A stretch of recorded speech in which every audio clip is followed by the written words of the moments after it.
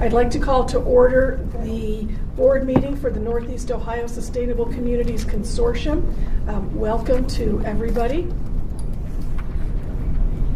I am Grace Galucci. I'm the chair of the Northeast Ohio Sustainable Communities Consortium, as well as the executive director for NEOSCC. Do we have any local officials?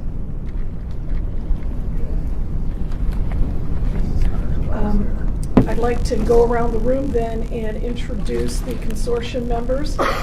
Immediately to my left. Bob Now, I'm Director of Stark County Regional Planning Commission. Ed Jost, Director of Regional Collaboration for Cuyahoga County. Rachel McCartney with the Eastgate Regional Council of Governments. Joe Hadley, Director of NEFCO. David Beach from the Cleveland Museum of Natural History. Bill Davignon, City of Youngstown. Ron Shortis, Youngstown State University Center for Urban Regional Studies. Janice Schweitzer with Ashtabula County. Pam Hawkins, Sacramento Metropolitan Housing Authority. Meredith Feek, RTA. Angie Byington, City of Elyria for Mayor Holly Brenda.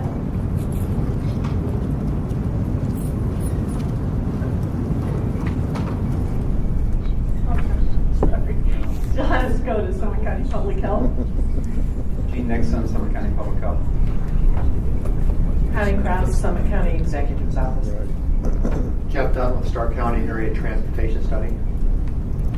Mike Lyons with the Regional Prosperity Initiative.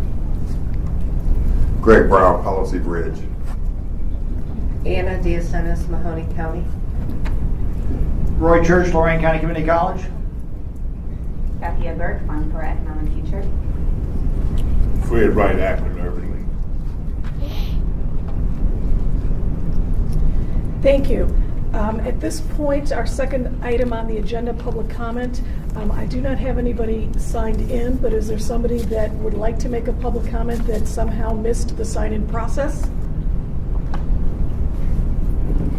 Seeing none, I will move to the next category of items for action. First item is the approval of the meeting minutes from the March 26, 2013 meeting. Do I have a motion for approval? Second. So we have a motion and a second. All in favor of approval of the minutes, say aye. Aye. Any opposed? Motion carries. Next, we have the request for approval of the Our Strategies contract authorization. And I believe Mike Lyons, who is filling in for Steve Hambley as finance chair, will address this issue.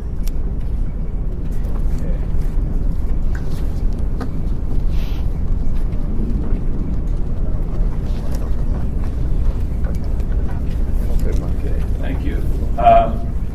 I would ask that we just move the Finance Committee report to this decision just for efficiency, and I think the Finance Committee report is related to this request anyway.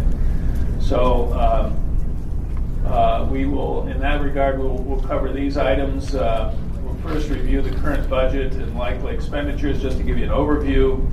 There were a few items that the committee, anything below, I think, $100,000, the Finance Committee can approve without any other authorization. And there are a couple items we approved, and then we will get into the our strategy request. So let's first look at the spreadsheet. This is the overall spreadsheet for our budget projected out to the end of the year. I'll draw your attention to the lower right-hand corner where it's highlighted. Based upon our current budget and the items that are going to be presented to you today are included in this figure. So, for instance, the Our Strategy request that we'll be making in a little bit is over $100,000 of additional expenditure, and that is included here. So, based on our the staff's estimate of the expenditures expected as of the end of the year, we will have 146,536 remaining. Below that, in the orange block, just for your information, the Fund for Economic Future, this is the amount. It's $283,000. It's very difficult to see. But that is the undistributed portion of the Fund for Economic Future. That, and just the purpose of showing that is to indicate that even if we do not receive those monies at the end of the year with the projected budget, we will still have 146,536 remaining. So that gives you an idea, in summary, of the budget situation. Any questions on that? Okay. Next, I'm just going to quickly review the decisions made by the Finance Committee on these items. Under legal services, there was a firm that provided us assistance in getting our 501c3 and some other activities initially. Their final invoice was about $1,100 above what the original budget was, and we put off that decision to find out whether it was their final bill and needed some explanation. We felt there was a satisfactory explanation and authorized the closing out of that invoice of about $1,100. Buckingham, Doolittle, and Burroughs has been retained to provide services more recently. They've done a fair amount of work with our bylaws. They also did some significant work reviewing contracts and also have provided significant advice regarding public records requests. The original budgeted amount for them was $25,000. I think we're a little over $22,000 at this time. The Finance Committee approved an additional line of budget for $25,000. They are not scheduled to use that money. We just allocated those funds so that we have resources available to use their services. Hopefully, we will only use a fraction of that $25,000. In outreach and engagement, the Finance Committee approved $67,250 for two forms of online advertising. One is through Cleveland.com and the other is through Google.com. And if Jeff Anderley is available, he could describe these. These are our, I'll let him describe. I would only be speculating. So the Cleveland.com network and the Google advertising network are two things that we talked about at the February board meeting, and though it's named Cleveland.com, it's actually a syndicated network of all the dailies throughout Northeast Ohio that we're doing digital advertising through. So it's the Cleveland, Akron, Canton, Youngstown, Elyria papers, and we added a couple others to it as well. And the Google Ad Network is some advertising that we're doing through Google search ads. And this has really proven to be quite effective in the first 4 weeks that we've started using it. So, any questions on those two tools? Now, in the past, our original contract with our strategy called for them to do significant purchases of advertising for promoting the work sessions and also promoting the basic ideas of the consortium. We've decided to contract directly for these forms of advertising rather than doing it through our strategy. So that's the reason these are an independent budget item.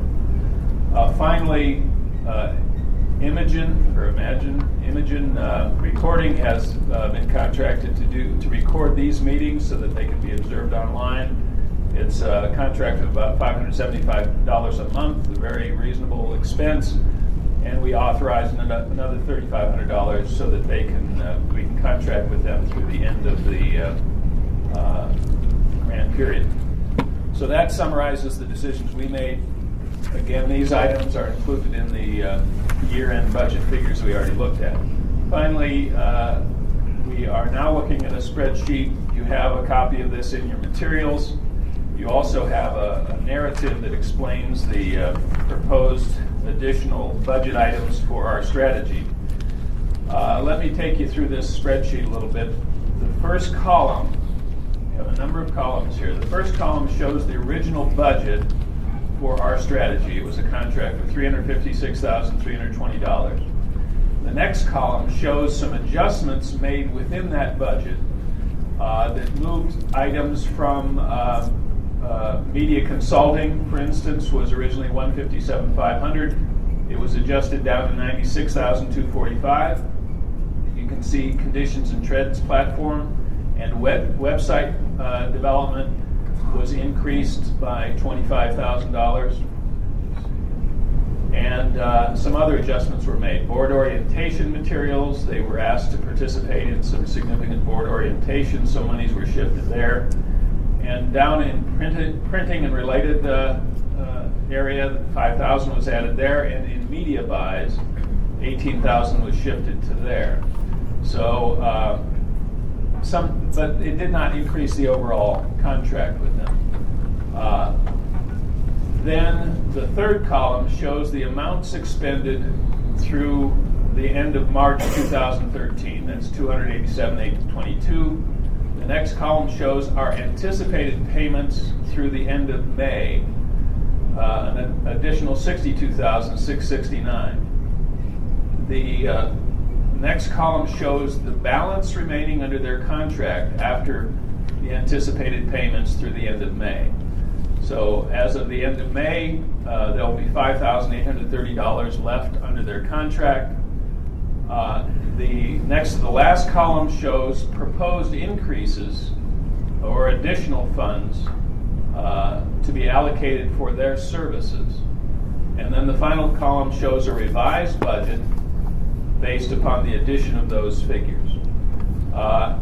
One item I'll bring to your attention in the spreadsheet in your materials. In the third column, it shows $44,962. That was an error, and we've corrected that. That's under media consulting. That's the fourth line down. It should have been $80,138. And then the final budget figure was at the lower right. Should be $462,490. Your spreadsheet in your materials says $432,490. We've discovered that error when we were making the presentation to the executive committee. So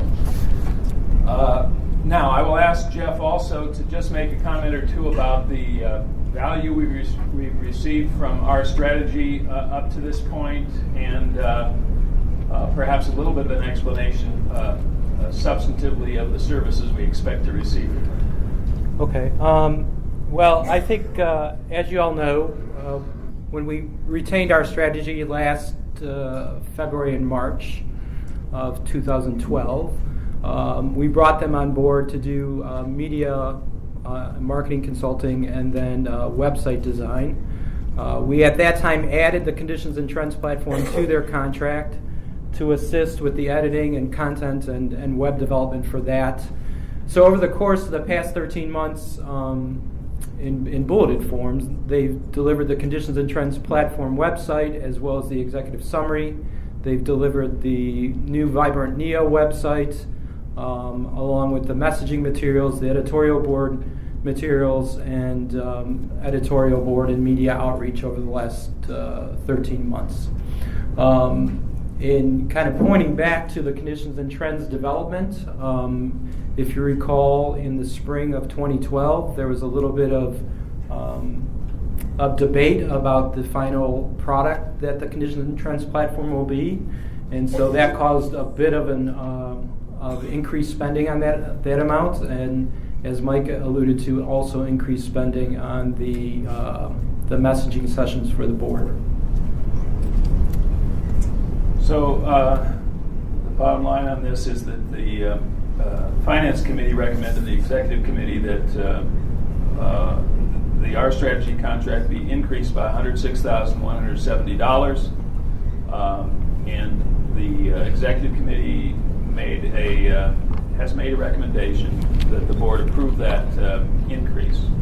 So today, I think I don't know if we have a resolution to that effect, and I would recommend that we act on that resolution today. And be happy to answer any questions. Okay, but just a little question.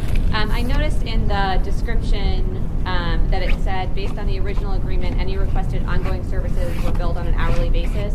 Is that the contract type going forward, or is it's based on the 14 op-eds and the 14? The contract type going forward is inclusive of a list of scoped items that we put in the bullet points at the bottom. Yeah. So it's inclusive of all those items. So it's delivery based. Yeah, it's a delivery. There's total project fee over those times divided by the number of months, so that's what they'll bill each month. Okay, great, thank you. The original contract, the ongoing services, was time and materials because we didn't understand or have a comprehension of what it would be that they'd be doing over the course of the 2 years. Sure.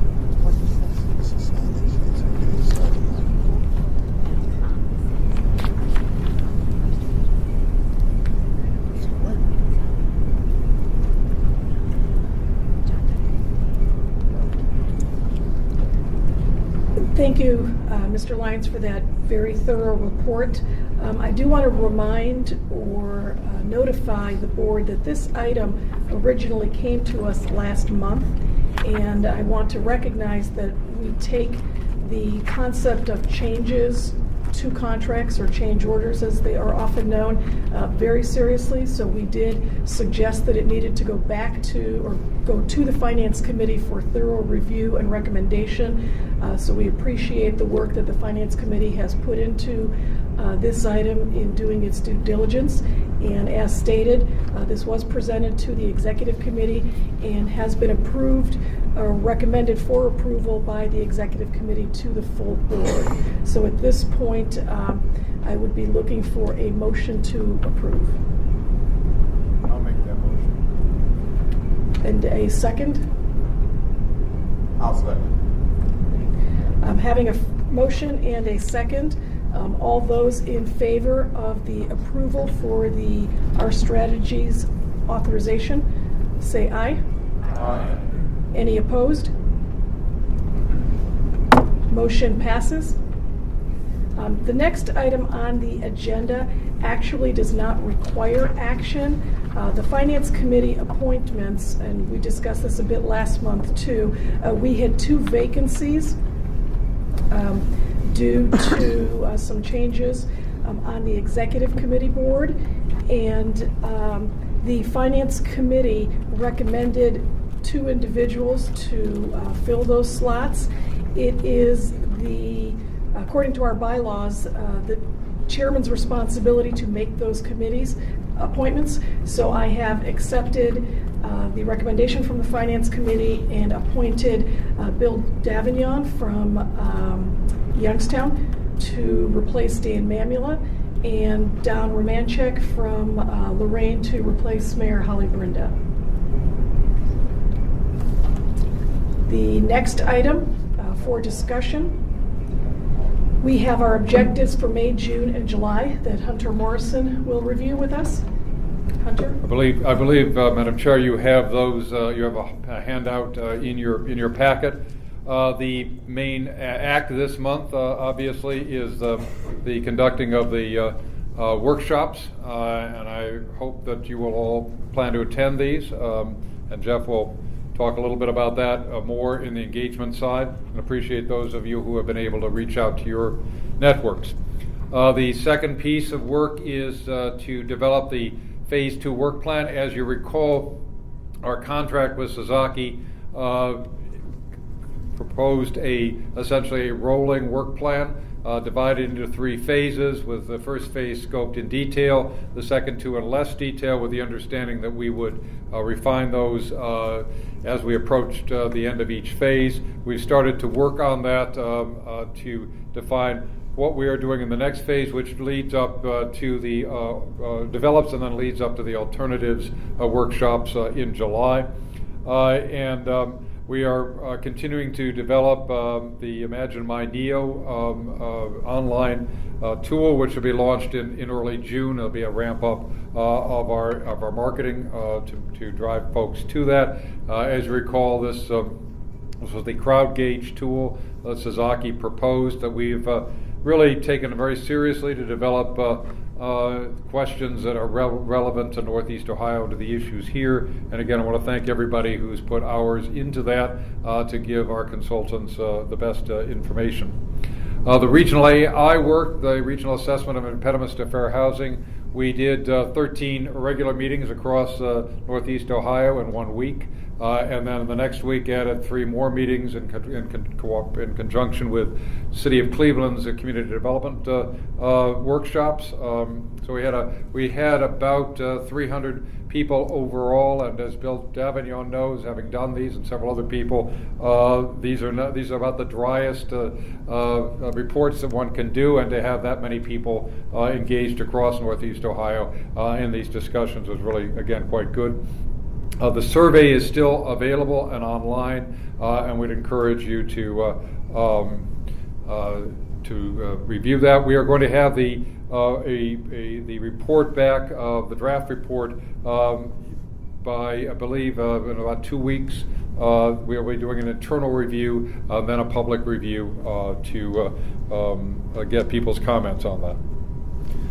In terms of the product development, there are the objectives going forward. Sarah is going to talk about in more specific about where we are with the products, but the list of the tasks that we're going to be involved with in the dashboard, toolkit, policy recommendations, and pilots, and then communications and engagement. Again, driving people to the workshops, doing our media outreach and follow-up, and Jeff will report on some very successful outings we've had with the editorial boards across Northeast Ohio, and preparing for the launch of Imagine My Neo.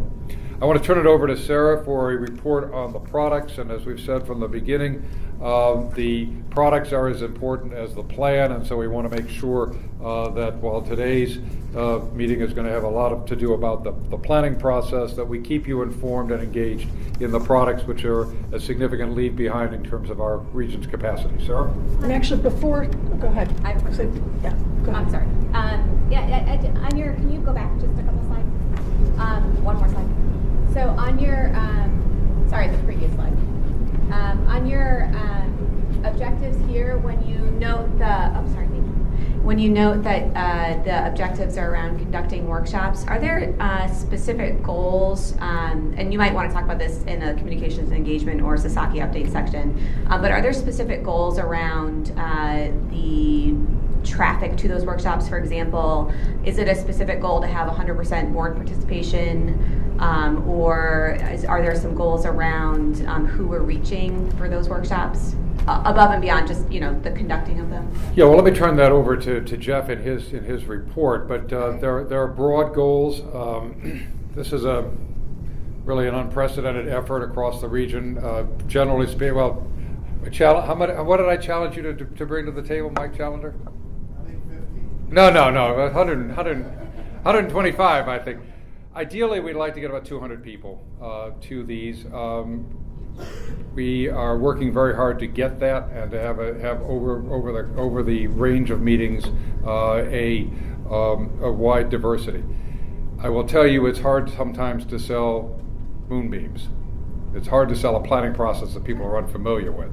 So I'm looking at this and saying, I think we need to build up from our first meetings to our second and third, and we will be evaluating the performance across the region of who's coming, who's not, who's missing from the table, who do we need to really do some more reach out to. We're doing as much as we can to be involved, but I would also say I would like to see all the board members attending. Yeah, and I just wonder, and this might be in the development, I don't know if we'll be able to develop it before the workshop or in between the two workshops, but I know that one of the primary concerns is around getting underserved groups to the table, so I didn't know how we were measuring whether or not we were successful at that, and what, whether we're set up to gather information that would help us get there.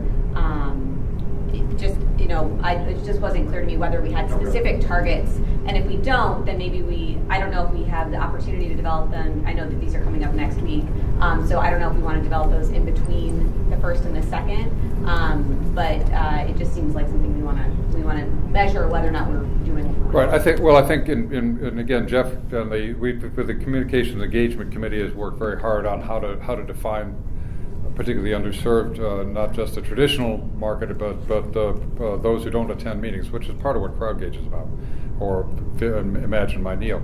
But personally, what I would look to is to see that the attendance of our meetings is broadly representative of the demographics of the counties involved. Yeah, and that's what I'm looking to see and see how well we're going to do at that. But I would suggest that it's over the course of the 3 rounds because that makes great sense we're not going to get everybody the first time, and we're going to have to go and find out. We're going to get senior citizens from Park Vista to come to JFK and Warren. I know that we had a bus. I don't know how we're going to get the senior population to some of the others. Yeah, I think that makes great sense. I think that in order to achieve what you're saying, which is we'd like to have the regional population represented at these meetings, I think we have to know, I don't know what that means. Okay. And I don't know how we're measuring it to find out if we're successful. So that's all, Okay. all I'm asking. I think these are all good questions, and I think number one, they ought to be addressed at our Communications Engagement Committee in terms of defining the metrics more tightly and evolving those. But again, I would ask all the board members as they're attending to look around the audience and see who's there and who's missing, because that will give us our affirmative direction to engage people who, despite our efforts, have not been engaged. So let me turn it over to Sarah. Are there any other questions? Yes. Questions? Okay.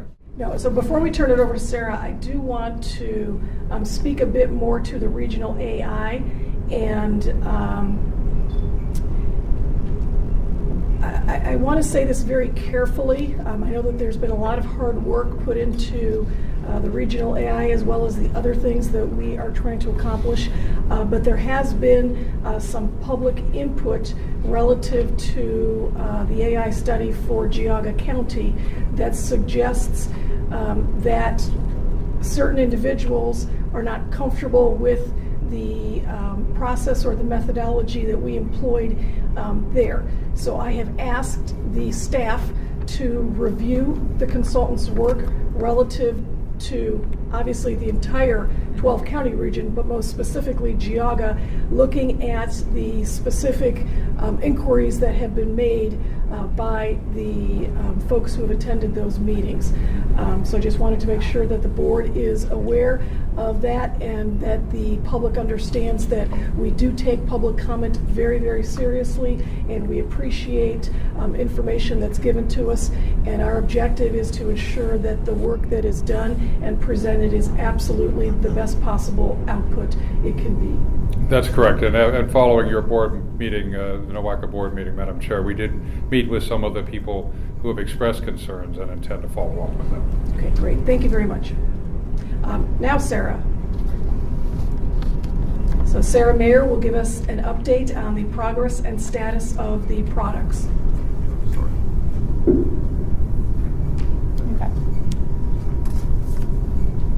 All right, so right here you have just the definitions of the 4 product areas that we're developing in addition to the scenario planning, kind of concurrent tracks, but using feedback that we receive from the engagement process to inform the products. And again, the schedule that you saw last month remains pretty much the same. We're doing kind of a deep dive on 1 product or possibly 2 products per board meeting, so that you see the progress that's being made throughout the process and have opportunity to give you feedback, give some pointers, and just to keep you informed. The one change that I'd like to note is the dashboard. Last month I reported that you'll be seeing that in June, the preliminary mock-up and the revised indicators. That's being pushed back a month to accommodate feedback from Imagine My NEO, which is launching a little bit after than what we had originally anticipated. So that's the only change that we have to the schedule for meetings and updates on the products. And so from last month, what we have accomplished we had the deep dive on the dashboard from Joe McDonald, and he's been incorporating feedback that he's been receiving from board members and from his committee members, his product group members.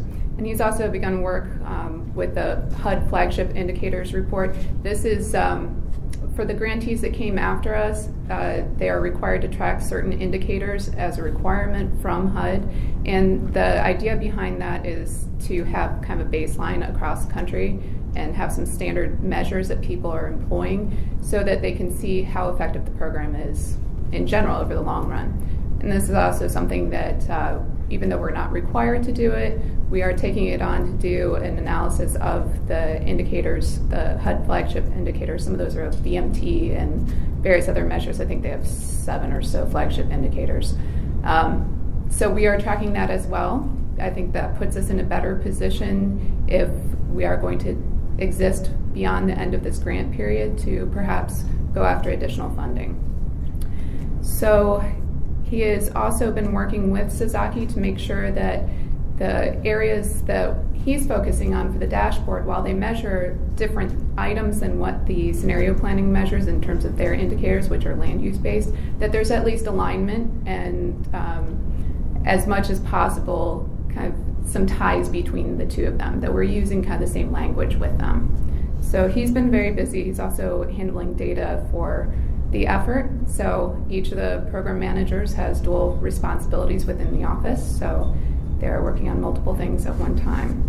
Toolkit and best practices, Anthony Kobach is holding his first meeting on Thursday for this product group. And we've assembled tools and best practices actually throughout the whole process, but there was a draft list that was put up back in the fall of what we knew was out there, but part of what we're doing is to see what else needs to be developed for people to be able to do their jobs and start implementing the regional vision. So the group is looking for a call for best practices, tools, and pilots. This is going to be an online form that can be filled out, and we're going to do a soft launch of it at the workshops so people can fill this out.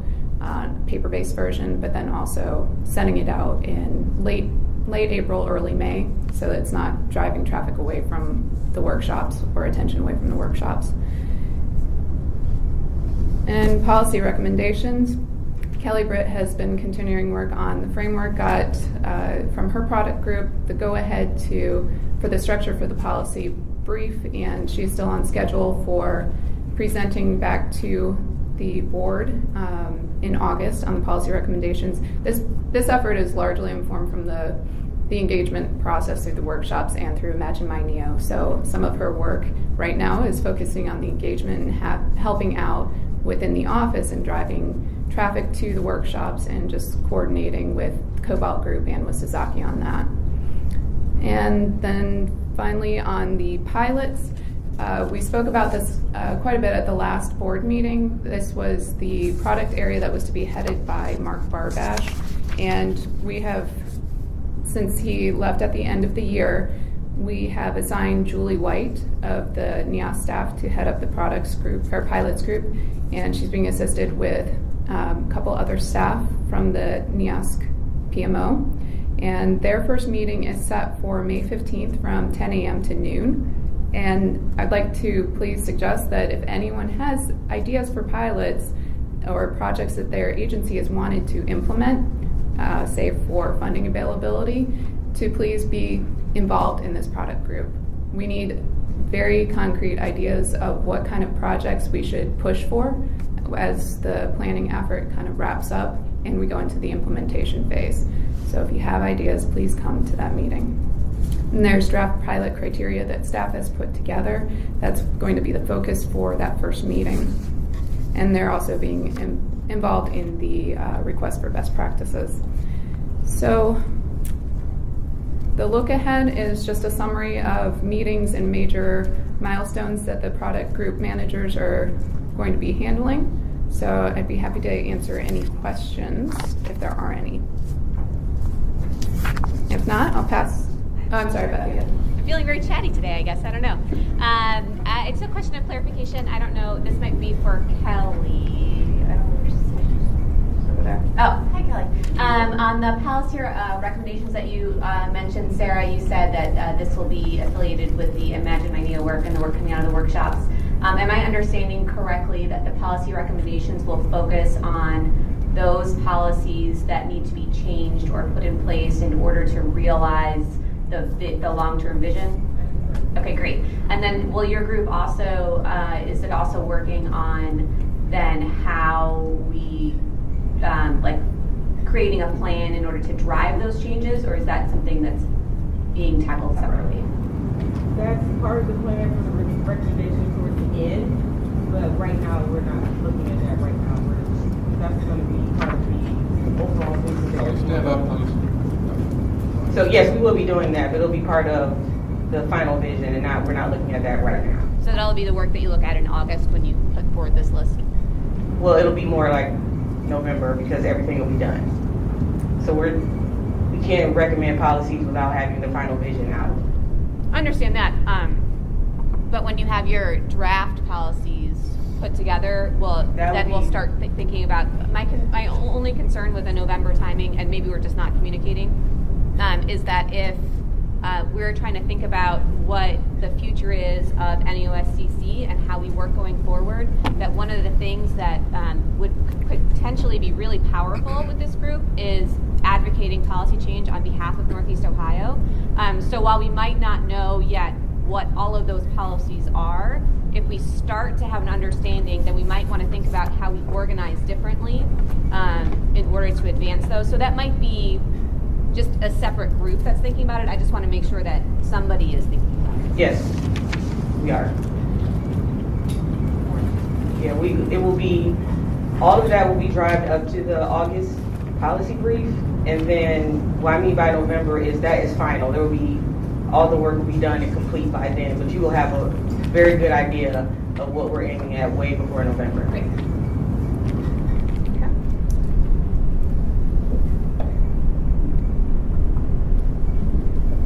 I'd like to add to that today in the executive committee meeting, we discussed the beginning of a process about the future of this organization. So on May 14th, the executive committee will meet to develop a schedule and a structure or an outline for the process.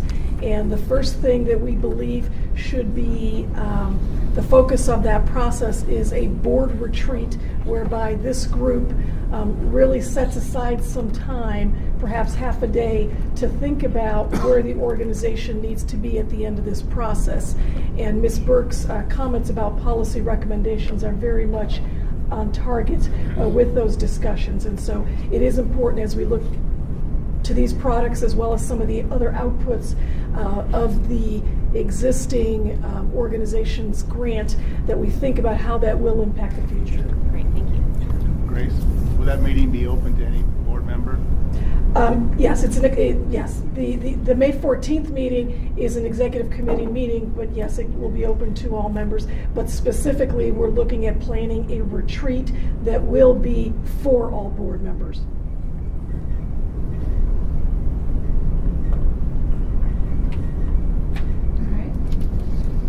So, No more. Mr. Lyons? Yes.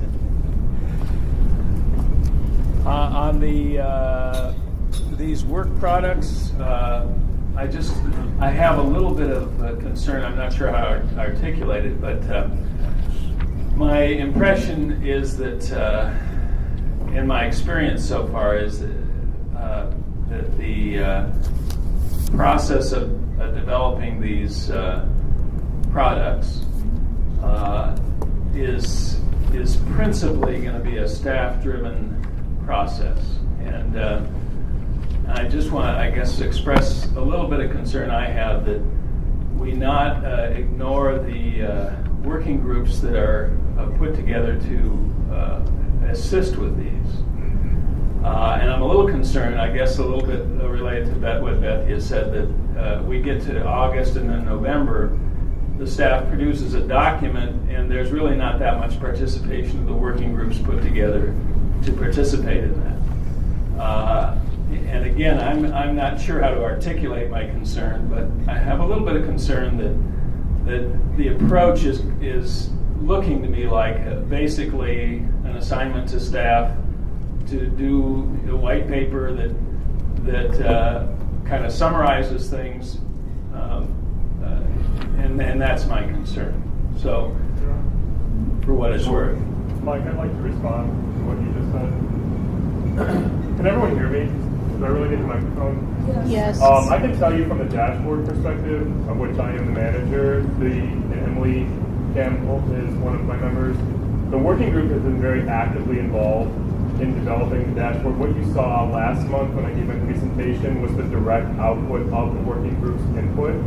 I had spent a few months collecting data on previous dashboard efforts both within Northeast Ohio and also in neighboring regions, efforts from the fund, efforts from Center for Community Solutions, Cuyahoga County Greenprint, and their input I then incorporated into a revised set of preliminary dashboard indicators, gave back to them, they critiqued it, I revised further. So it went through several iterations with very active engagement with the working group members, and I have, I think, between 20 and 25 who are part of my working group. So I'm not sure if that helps allay your fears, but not at all is this going to be an exercise where Joe McDonald sits down and comes up with a dashboard of regional indicators and then offers it at the very end of this process for everyone to review. And I'd like to add too, that's part of the reason why I have this schedule laid out, because you're seeing things at various stages. We're not just waiting till the very end to show, okay, here's the final product. These are moments where if you have concerns, speak up and bring them up and become involved in the process. And as a follow-up to that, I understand the tension between the idea of developing these products to a place of implementation, and the difficulty doing that in the face of the principal activity being the development of this plan. So I'm very much aware of the tension between the idea of putting our effort and focus on these products to the detriment of that other process. So I think I've kind of held back on these comments because I fully understand that tension. But also, as we develop these products, one outcome may be simply to make some observations and recommendations.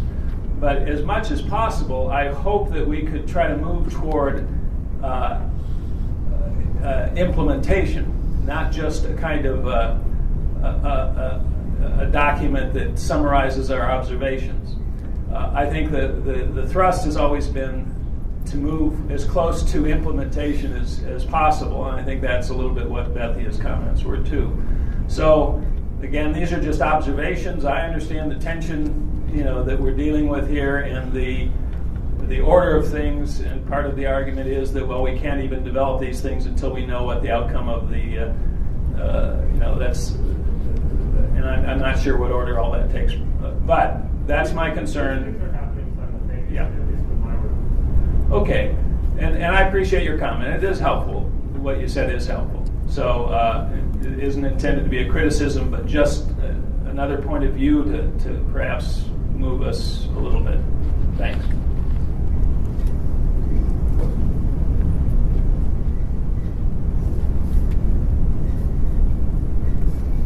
Thank you very much, Mr. Lyons, for your comments. I do want to address something and make it very clear to the board and to the public. We've talked about this before, but the products are a very critical portion of what we are doing here.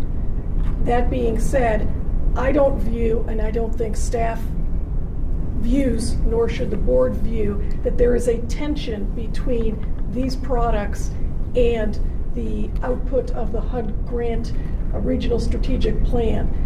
I believe that they are complementary, and thus they are being performed on a parallel track, albeit the majority of the work that is the regional strategic planning process, will inform the final outputs of these products. And so you may see that the products are slower than the other, but that is not to say at the least that they are not as important. And furthermore, as part of the discussion on the future of this organization, those products will be living products, whereby particularly, for example, with a dashboard, the product output at this point in time may be simply to identify the indicators or the measures, or identify the targets associated with those, or to identify the process by which to collect and report out on those measures. But on an ongoing basis, we need to be concerned with actually doing that work and seeing how that informs us as part of the process to achieve the vision that we're identifying. So, I think some patience is required, but don't mistake that this process as suggesting that the products are anything but important and are complementary with the other part of that process. To that end, I will also say that I know that the federal government, I believe HUD and EPA, DOT are again looking at, and there is some funding included in some of the budget proposals currently in Congress right now for the implementation or phase 2 of this kind of program. So the grant we currently have with HUD is a phase 1, a planning grant. Phase 2 would be implementation, and these products and the outputs of what we're putting together here, the foundation or the strategy, will really help us to launch and be very successful at achieving that implementation grant application. So thank you. And with that, Emily, yes. Ms. Campbell? Yeah. To shift gears back to what you had mentioned about the executive committee meeting on the 14th and the discussion of the future of this group, as well as moving forward in a board retreat, I would just ask that if we could get a date or a couple of dates, tentative dates, for that board retreat as early as possible so that we can all get it on our calendars. I've unfortunately been unable to make it to a lot of the, not necessarily the board meetings, but the extra things that have come up, much to my disappointment. It would be really helpful, or even a sense of kind of what weeks you're looking at, what time of day, so that we can try to plan around those, because that will be a vitally important discussion. And our work will continue, as well as I know many around the table's work, regardless of what happens when the grant actually ends. And so making sure that we have a good plan for that engages all of the good ideas and the work that's around the table would be really helpful. Thanks.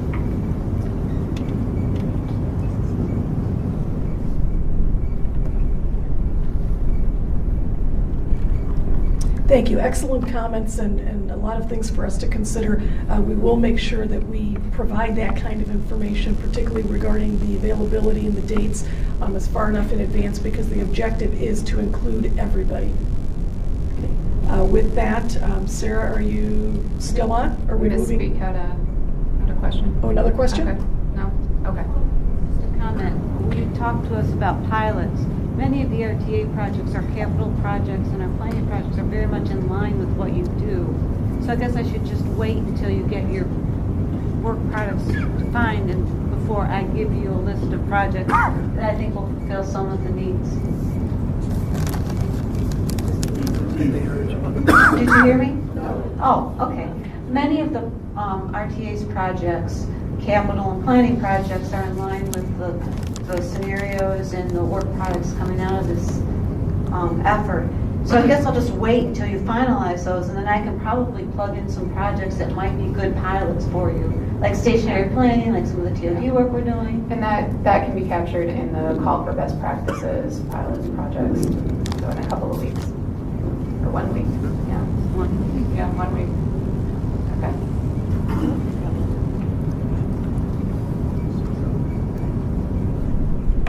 Before we move any further, I'd like for y'all to give Mr. Larry Johnson a hand. He's the ultimate volunteer. He's the ultimate volunteer. He's not paid. He works with us 24/7, 365. And when I grow up and retire, I want to have his energy because he's here helping us out all the time. So give him a hand. Thank you. Any further questions? Great, that's been some very good discussion. Thank you, Sarah. And then next we have Jeff Anderley, who will give us an update for discussion on the communications and engagement. Jeff? Thank you. And Bethy, I'll come back to the metrics thing towards the end, and then Patty's going to come up and give an update as well. The first item I wanted to bring up is our new brochures that you all received in the mail. I hope you all got your copies. This was a little bit of a long range project. It was something that I wanted to do, I think, 2 years ago when I first came on board, but we finally got our arms around what it should be. So we have plenty of copies, so let us know at the office if you need additional copies of it. Actually, there's probably 1,000 of them in my car right now if you want to get some after the meeting. Real quickly, before we get to the workshops, I did want to give you an update on our editorial board outreach.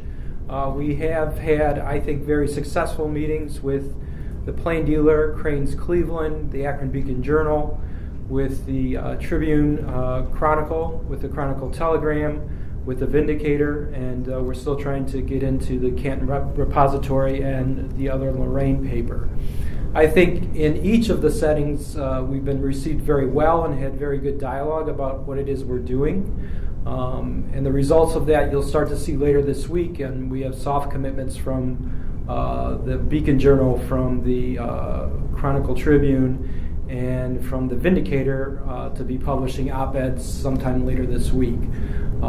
They've been good meetings, I think, in a couple ways. I think it's gotten the board members that have attended a little bit more focused on talking about the project, but they've also kind of opened up our eyes, and we have a better understanding of, particularly coming out of this first round of workshops, how we can make this a lot more realistic to the media, because I think what we're still selling is a process rather than some of the outcomes and facts and figures that we'll all discover next week at the workshop. So I think that we will garner some support going forward, but you will start seeing some stuff hit the papers later this week. And with that, I don't know if you listen to KSU, YSU, or CPN, our ads have been running for about the last 2 weeks on that, and our website traffic is really probably doubled in the last 3 or 4 weeks. So we are driving a lot of traffic to the site and to the registration pages. I wanted to ask either Mayor Lyons or Greg Brown to speak a few words about their outreach to all of you. I know that they took on the task of calling all of you to get your involvement in attracting people to the workshops.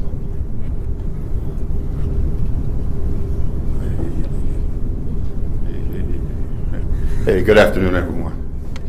Good afternoon, everyone. Thank you. Jeff asked me to say a few words, and I will make them brief, but I do want to say, not just as a board member, but as a member of the Communication and Engagement Workstream, that our outreach to the community to drive traffic to these workshops is very critical for us in terms of our public face and how people will start to understand what we're trying to do. Excuse me. So, Freddie Collier, Mike Lyons, and I have been calling all of you to once again ask you, first of all, if you are planning to attend one of the workshops, and secondarily, if you are in a position to contact your networks and make sure that you're starting to drive traffic to them. So I would like to implore you today to, first of all, make a commitment if you can to attend at least one workshop session. And then think about all the different people from your different demographic networks that need to participate, and spend a little time on the phone reaching out to them, asking them to participate and telling them why this is vitally important. We need to do this because I think, as Hunter and others have said, we'll only know how deeply we will penetrate this region with our communication techniques by those things that we're able to see in terms of the outcomes. One output will be the number of people who turn up at these sessions. So once again, I want to thank Jeff for this opportunity, say that this is very critically important to us. I hope all of you see it as critically important for us. And please reach out, push the envelope, contact people, pick up the phone. Every place I go, I'm telling folks, and I'm telling you, they're sick of hearing it, but I'm increasing the numbers, and that's really the outcome. Thank you.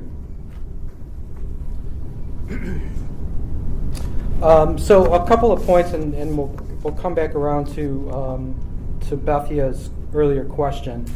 Our current counts are we have about 340 people registered across the 6 locations. As you would expect, higher in some areas than other. Cleveland is close to 90. Akron is in the 50s. Oberlin and the Warren locations are both in the 60s. And Canton and Warrensville Heights are in the 40s. Now, those are pre-registered, so I think we are going to get a lot of walk-up, and I think we're going to get a lot more registration happening over the next 7 days. But as Greg said, it's really, we've all been coming to these meetings for the last 2 years. It's time to get other people to join in this effort, and I think anything you can do, anything that we can provide to make it easier for you, we would gladly provide that support. Now, related to metrics, this has been something that I don't know if you remember about but it was on our committee's agenda a couple times, and Patty presented some preliminary metrics late last fall, which then we kind of sat on until we got Sasaki on board and started talking about scenario planning. But there are some internal numbers that Hunter and I have been looking at in terms of attendance, and we can publish them, but I think this first round for us was a little bit of feeling of, well, what is some of the possibilities, and then to dive into, what exactly should we be doing data-wise in terms of the different demographics, because as you referred to, one of our top goals and objectives of communications and engagement was to engage the disadvantaged and engage those that don't normally participate in the process. And so what I would say, and to Mike and to Fred, is that really in the month of May, we need to take a look at who we attracted to this first round and come up with some achievable but aspirational metrics for the second and third round that'll be a little bit more detailed and a little bit more measured. And what data are we collecting from people at the workshops to measure the difference between workshop 1 and workshop 2? I just think this is a real opportunity to understand, with this schedule of meetings at these locations, who did we attract? And if we don't collect that information, we won't know.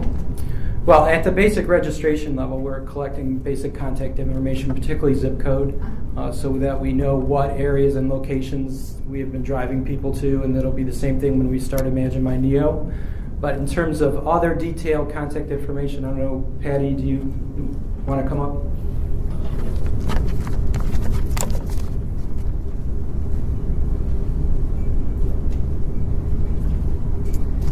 Okay, while we were sitting here, or I should say from noon today until I got here, 3 more people registered. So we are up to 343, Jeff.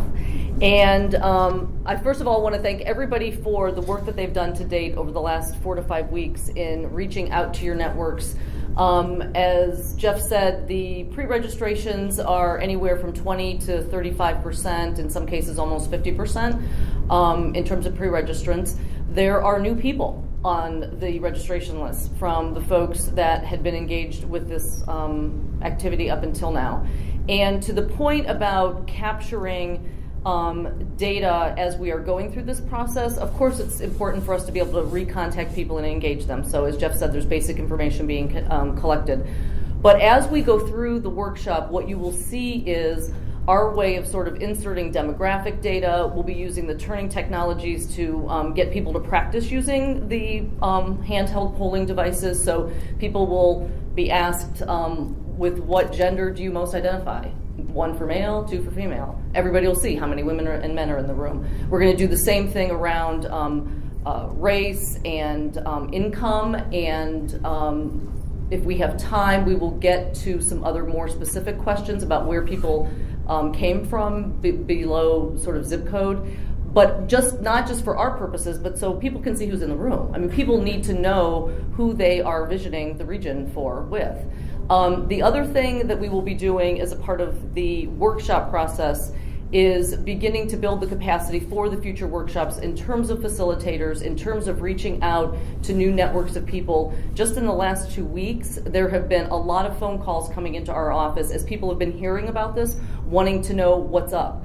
I was with 60 township trustees in Trumbull County last week, and several of them said to me, nobody has ever bothered to come to this group and ask us about things like this. Now, the ODOT folks took offense with that because they were presenting their capital plan for this year.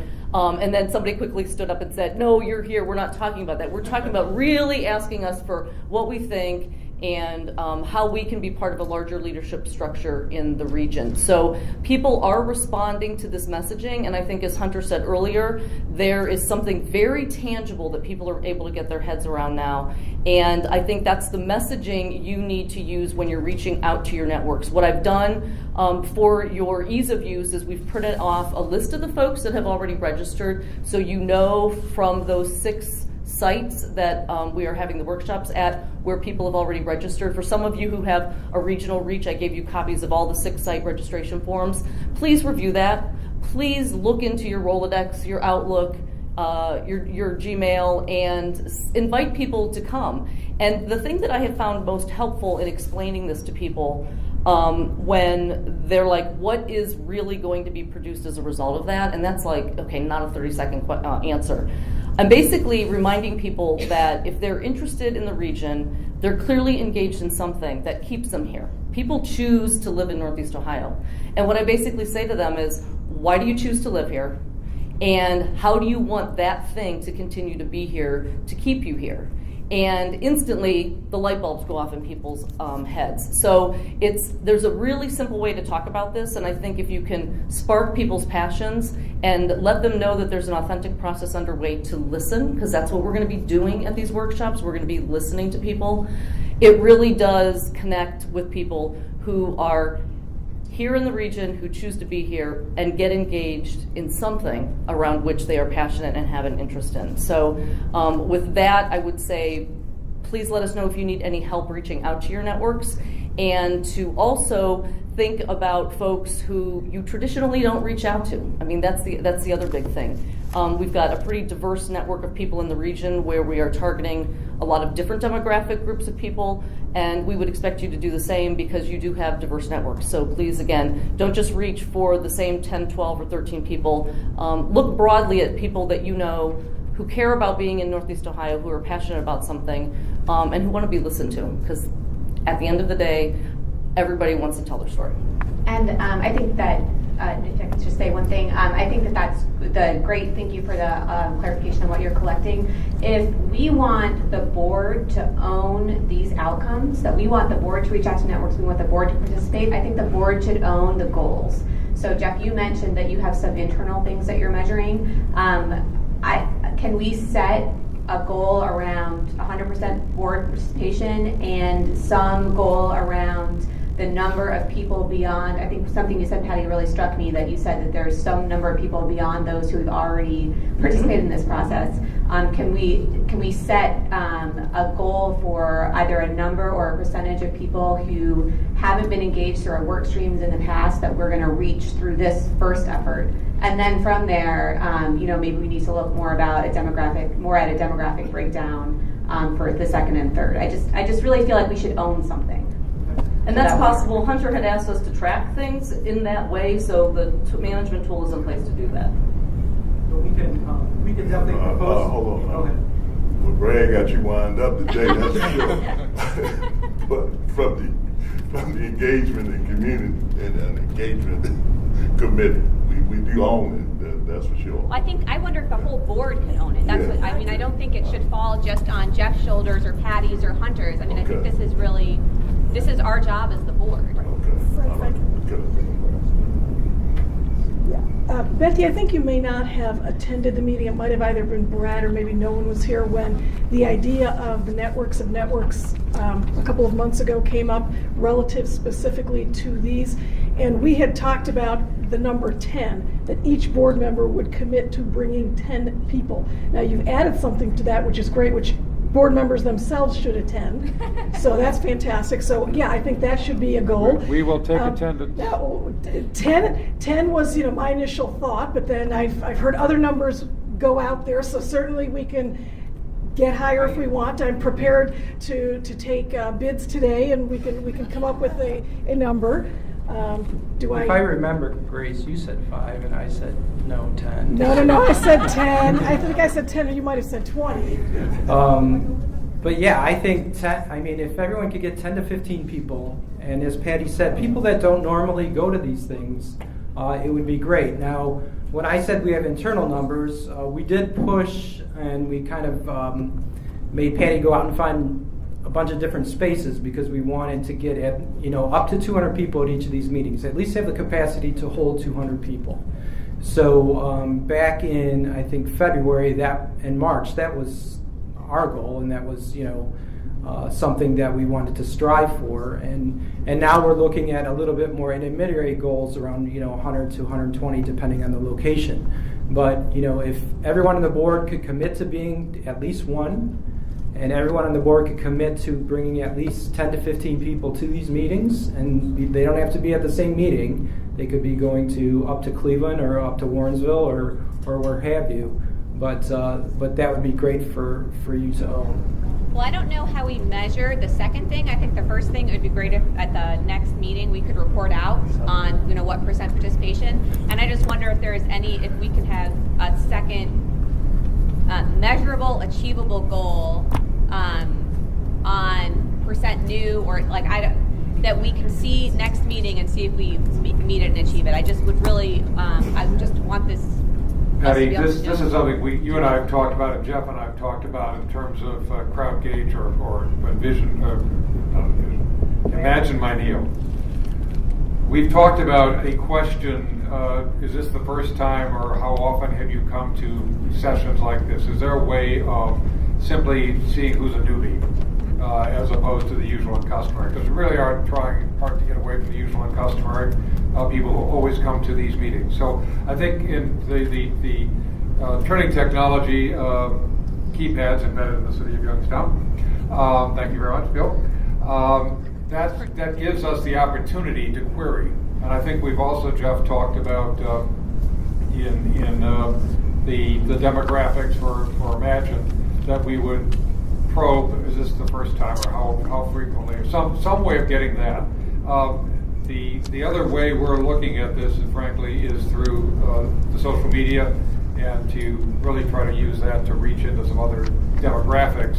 Because part of the challenge of communications and engagement raised was the fact that the younger population just doesn't come to meetings. So we want to see how well that does. I think we need to draw this to a close if we can, but let me also say that one of the most important, and every committee is important, and every subcommittee is important, but personally, I continue to look to communications and engagement as a committee that is the center board here, to make sure that we are in fact engaging broadly. That was our commitment from day one. That's been a good group, and I think, Jeff, you let people know when those meetings are. These are the sorts of discussions about metrics, what's measurable, how have we done, what do we do next, how do we target our activities and our marketing budget to reach those folks. That we're looking to that committee to be the forum for these discussions going forward, because in part this is an experiment, and we're trying a bunch of different approaches. But to your point, Bethia, to make sure we've got some metrics that we can run through this and test this and grow that, so we have a set of tools. One of our goals out of communications and engagement is a set of engagement tools that we can pass on to the metropolitan planning organizations, the COGs, the cities, and the like, saying these are things that work to reach the people you need to reach, and we've tried them. So it's not just about our process, it's about a tool for this region where our usual and customer engagement processes are aging out all over the place. Right, and I think Jeff and I were just whispering while we were considering, what would be a realistic goal. And Bethy, I want to thank you for pushing the group to think about it very quantitatively. The old adage of each one bring one, each one teach one, I think is a reasonable goal for us to say that as we roll out this first wave of workshops, we should at least have 50% more people who were new, who maybe didn't get connected in the first wave of engagement in 2012. So I think that's reasonable to expect. And I also would say that I think it's one of those things where it can't just be, I'm looking at Steve Litt right now, who with his colleagues at the Plain Dealer have been working from different angles to shed light and bring perspective on these issues, and we want to thank Steve and his colleagues in the Plain Dealer publicly for that, because it's that kind of synergy that will get commitment, not just from the board members and the organizations you represent, but from all of these other organizations that Kelly Britt and I have been talking about endlessly, that also have to come to the table if we are to create sort of a force of motion, if you will, to follow on with policy changes, to follow on with new engagement tools, and to ultimately come out of 2013 with a very different type of way of working together. Patty, last question. Okay, this database here, is this people you want us to reach out to? Or no, the database printouts that you received at your seat were for the areas that you come from and probably have the strongest networks. Those people on the list have registered. We're asking for you to not harp on them. Although if you see them, thank them for registering and tell them you look forward to seeing them at the upcoming workshop. Emily? Can you tell us where things stand in terms of facilitators? Are you all still looking for facilitators for these events? Yes, we could use facilitators, so if any of you are interested, just shoot us an email and let us know. We are still recruiting facilitators, and I will warn you that if some of you show up and if we are a few short, you may be pushed into service at the last minute, so put your smile on. Great.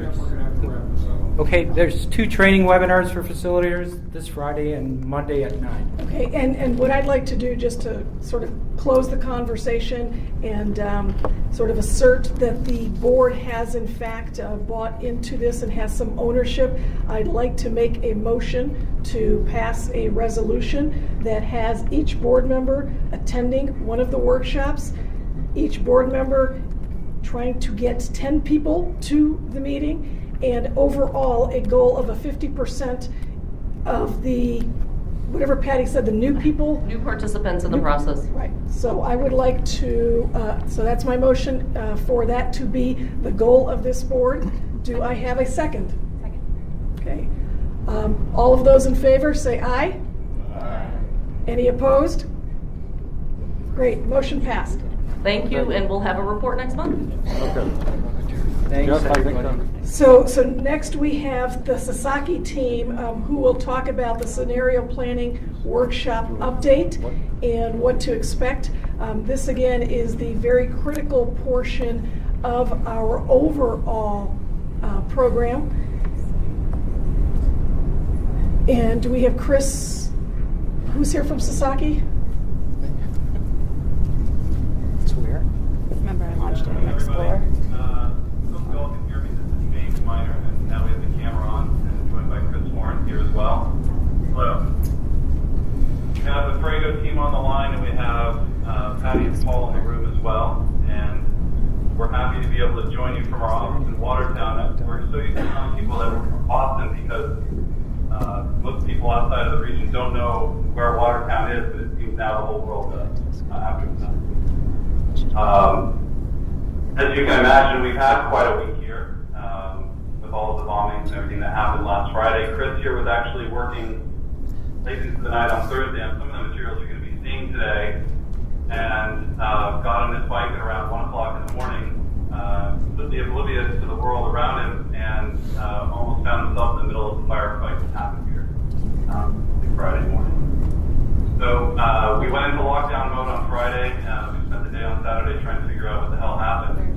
We lost a little bit of time. Our goal for today was to essentially have a dry run of the presentations we're going to be giving at the workshops next week. As Paul and Patty can attest, we've turned off our phones and put our heads down and got all the materials that we need for next week done. We don't have all of the storytelling done quite yet. yet. So what we're going to do with you today is to share with you the materials that are going to be part of the presentation next week. We do have a little bit of work left yet. We built those presentations to tell the story, and we're going to be working with Patty on some of the messaging and Jeff as well as we look at the messages we want to deliver to the workshops and get people to participate. In terms of what we have to present today, we're going to be looking at the business as usual scenario as we've been talking about leading up to today. We'll look at the output from that map, but for perhaps useful is looking at the business as usual scenario through a series of thematic lenses. So we'll have a series of heat maps which describe the impacts of the business as usual model as we're projecting it. We're also going to look through the lens of several indicators, the most important of which being the fiscal impact model, and the Prego team will join us for that conversation. And then we'll end up talking about materials and the format, and Patty's already done a bit of this, for the workshops themselves. So that's the outline of our presentation. Chris is going to drive us through it. I'll join in, the Prego team will join in, and please, if anyone on your end can alert us when there's a question or need for additional information, we're happy to pause along the way. We realize we have about a half an hour left.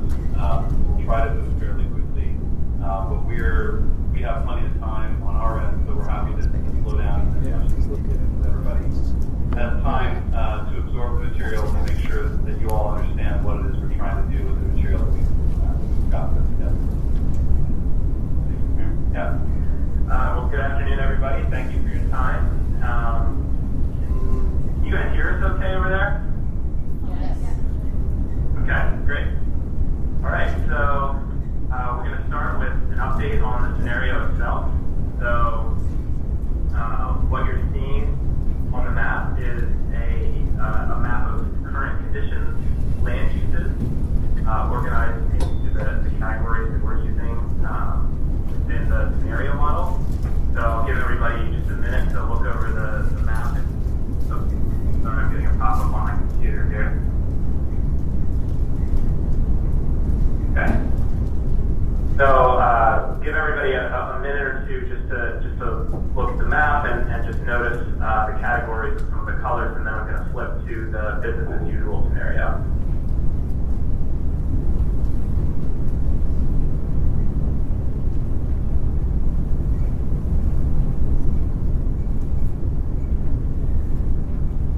Can you ask them to read through the categories since we can't really see them? Oh yeah, sure. Sorry about that. Okay.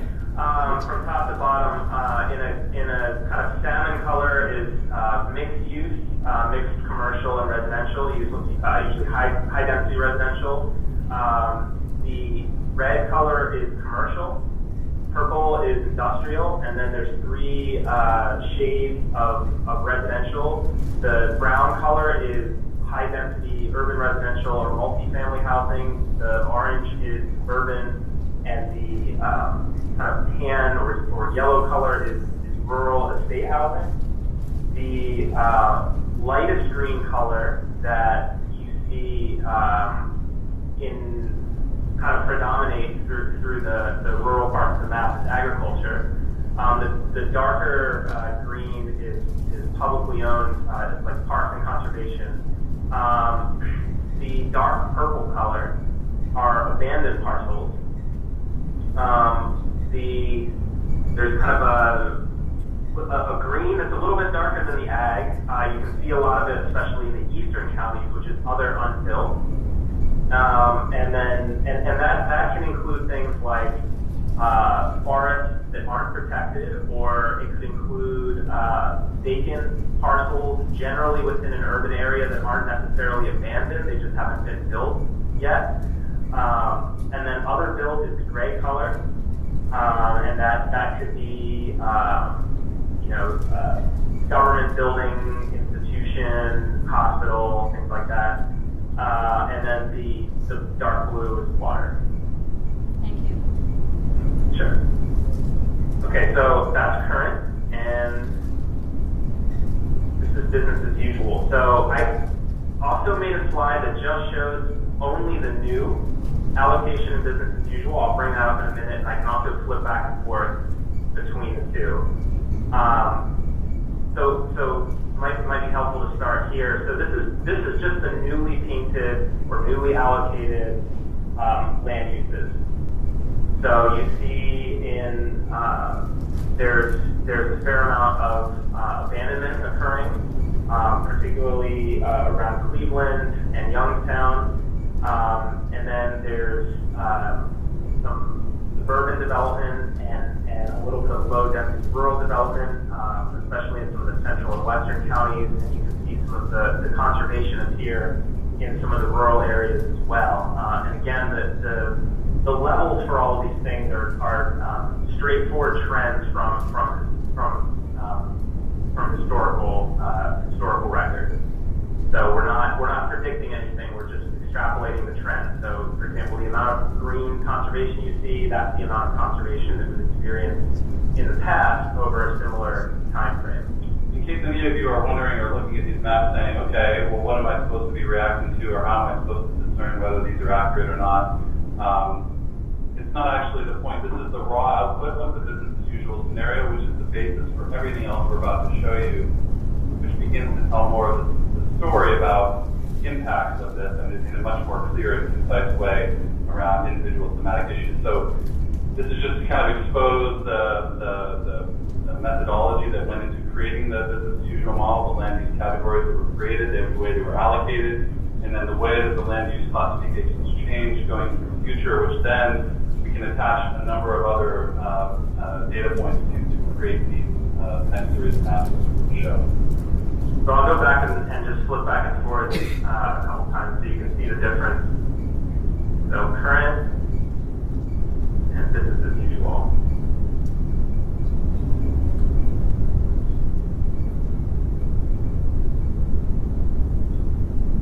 So as James mentioned, a lot of the work that we've been doing and we'll continue to do over the next couple days is basically taking this material, which is very dense, and unpacking it and figuring out ways to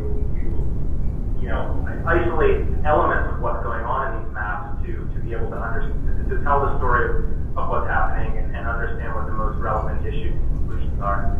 So there's a couple ways to do that. One way is graphically. So I'm going to run through a sequence of heat maps that show changes in different variables. So the first pair shows a heat map of population density. So this is current, and that's future. So you can see the general pattern, I think, is fairly similar across the variables. You see kind of an outward low to medium density expansion, and then a dimming effect in some of the major cities, particularly in Cleveland. Okay, so then this map basically shows the net change. In one map, it's kind of showing what the two previous maps showed in sequence. So the blue areas have a net loss in population, and the orange areas have a net gain.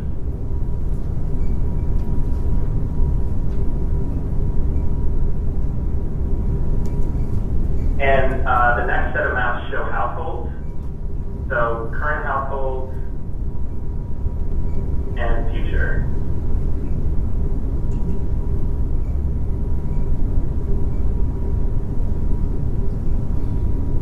Okay, and that change again.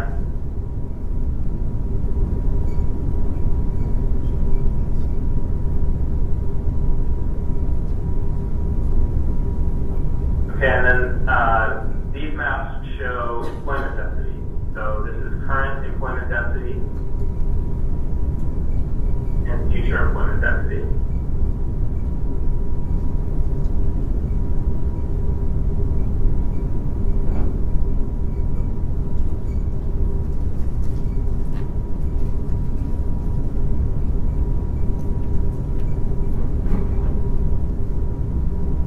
Okay, so those are some graphical ways of starting to tell the story of what's happening with a couple of the variables here that we're modeling. Any questions? So we're going to shift to some of the quantitative information, what we've been calling the indicators. Any questions about the mapping, the cartography, or the heat maps, or any of the visual elements you've shown?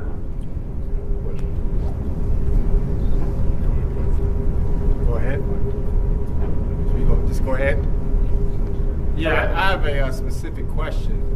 Just a point of clarity.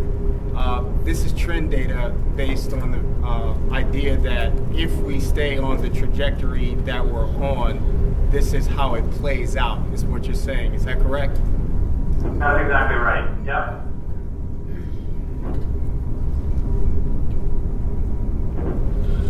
Chris Tutter. Yeah. On this graphic, and I mentioned this to Paul, I think we need to add the 271 Route 8 corridor. That is missing as an orientation device, and I think that somehow didn't get added in the baseline. So the whites that's a critical roadway. 271 to Route 8 and down to 77. One suggestion that I would make, considering the fact that we don't know who's actually going to be in a room, it'll probably be many professionals who have some familiarity with this, but it may also be individuals who may have little familiarity with this. So I would suggest, just in relation to the land use map, if you can actually provide sort of definitions of each category. We noticed that was very helpful in some instances on some planning processes that we've done in the past. So articulating to the folks what mixed use actually is and giving a brief definition. You can probably just produce some type of a poster or some type of illustration that can be posted at the meeting so that people can understand those categories better. Yeah, that's a great suggestion. There's two ways that this material could potentially get shown. So the first is during an upfront presentation, which will be a slideshow, and that portion of it, we'll be able to talk through and provide a little bit of context verbally, and we'll also have some boards around the room as well, and any of this material could potentially appear in one or both of those places. And point very well taken. I mean, especially if it's something that's on a board that we expect people to understand kind of on its own without further explanation, we would certainly want that additional material. Even in the presentation, I think it's a good suggestion to kind of walk through what the different categories mean. Okay. Yeah. Okay, so we're going to get into some of the indicators now. So this is using the same material that we were showing on the map visually, but it's measuring it quantitatively, and we're going to start with the fiscal impact model, which is kind of the biggest indicator of all. It's actually a set of indicators that deal with the fiscal impact of the land use outcomes in the different scenarios. And so to walk through that portion of it, I'm going to turn it over to Alex from Frank and AZ. Alex, are you still on the line? Yep, I'm here. Okay. All right, so I guess I'll click for you if you want to talk through it. Sounds good. Hello, everyone. I'm Alex Steinberger. I'm with Strigan Associates in Portland, Oregon. And let's talk about the fiscal input model. Before we start, and I think the slides articulate this to some effect, but we're still sort of in the calibration phase of this model. So the results are preliminary and subject to change in the next few days. Gather additional information and sort of refine the model to reflect the region. So it's thanks to work done by NEOSCC and by NEOSCC, we have access to a really great data set for the region at multiple different municipal and county level scales. We have a set of initial inputs and preliminary findings that we wanted to show you, and as I said, those are subject to change. We're still refining them, specifically where they relate to the cost of infrastructure, which we're finding is a really big driver of the story that comes out of these indicators. Infrastructure costs include the cost of road construction, the utilities, sewerage and water, all the things associated with building new greenfield development at the fringes of each county, which you saw some extent occurring in the maps that Chris and James presented.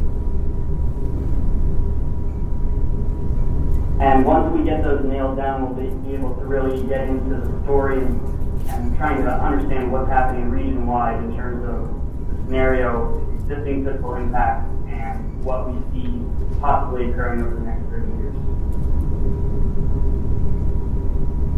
So this first indicator we wanted to show you is projected and current income tax revenue at the county level. And this varies greatly across counties, as we found, because some municipalities rely more heavily on income tax and some are more property tax based. For instance, many of the cities in Cuyahoga County, specifically Cleveland, rely heavily on income tax revenue, whereas some of the more rural counties like Geauga and Lake Lorraine County rely less on income tax revenue. And here you see the shift based on EAU projections of employment. Those areas that you saw on those previous maps that were losing employment will tend to lose projected income tax revenue.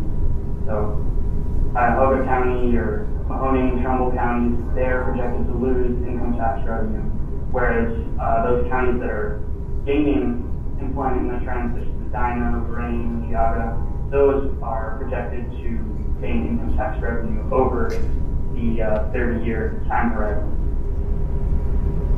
So, Alex, what are the two, dark and the light? What are they?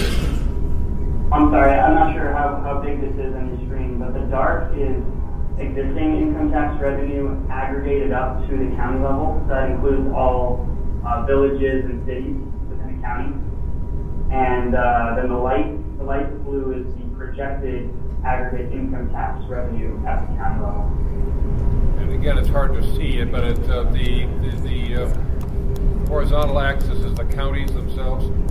That's right. Yeah. So each of the 12 counties is listed there.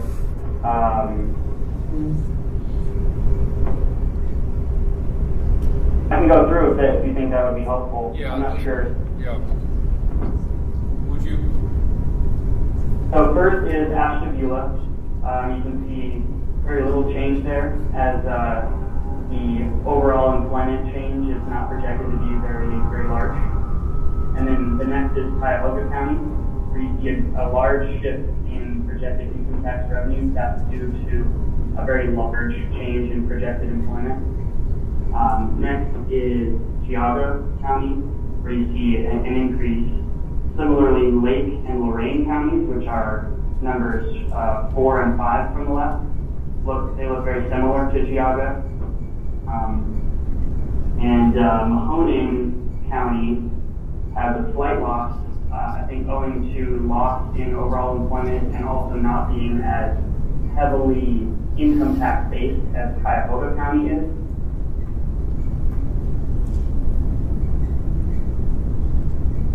Portage as well. And then Stark is there, looking very much like Ashtabula, with two very small bars indicating a small change or almost no change in projected income tax revenue. The next is Summit County, which is showing an increase due to its increase in projected number of employees. And then Trumbull, projected to lose employment, also projected to lose income tax revenue.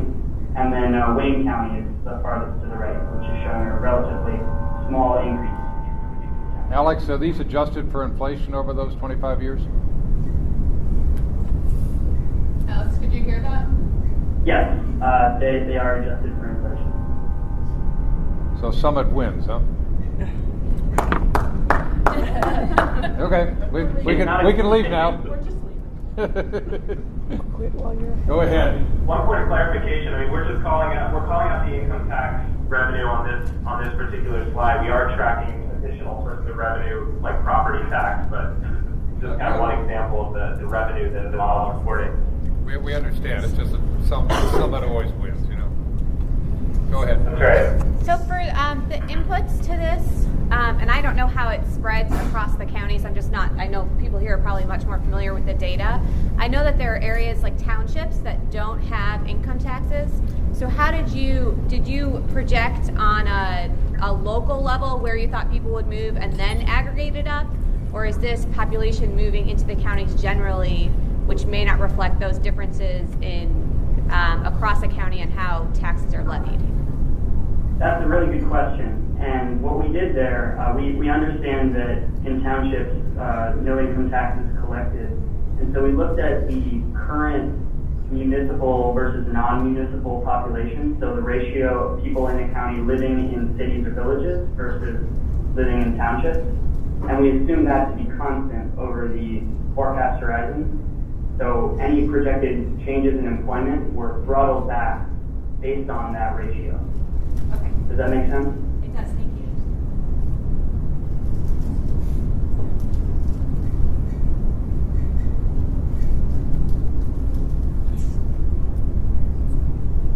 Okay, so this next slide, I think is particularly interesting. It shows the new cost of new infrastructure per new housing unit. And it really gets at the type of places being built in new counties, or new construction being built in counties. As you can see, Cuyahoga is really much lower than the rest because it's not seeing a whole lot of new suburban style growth at the fringe, which is often more expensive to serve with new roads, utilities, sewerage, and water. But then places like Geauga, which is seeing a tremendous amount of growth in the BAU scenario, but that growth is expensive. It is predominantly greenfield development, and it requires lots of hard infrastructure costs. And the red line that you see going through all of that is the regional average. You can see where each individual county performs.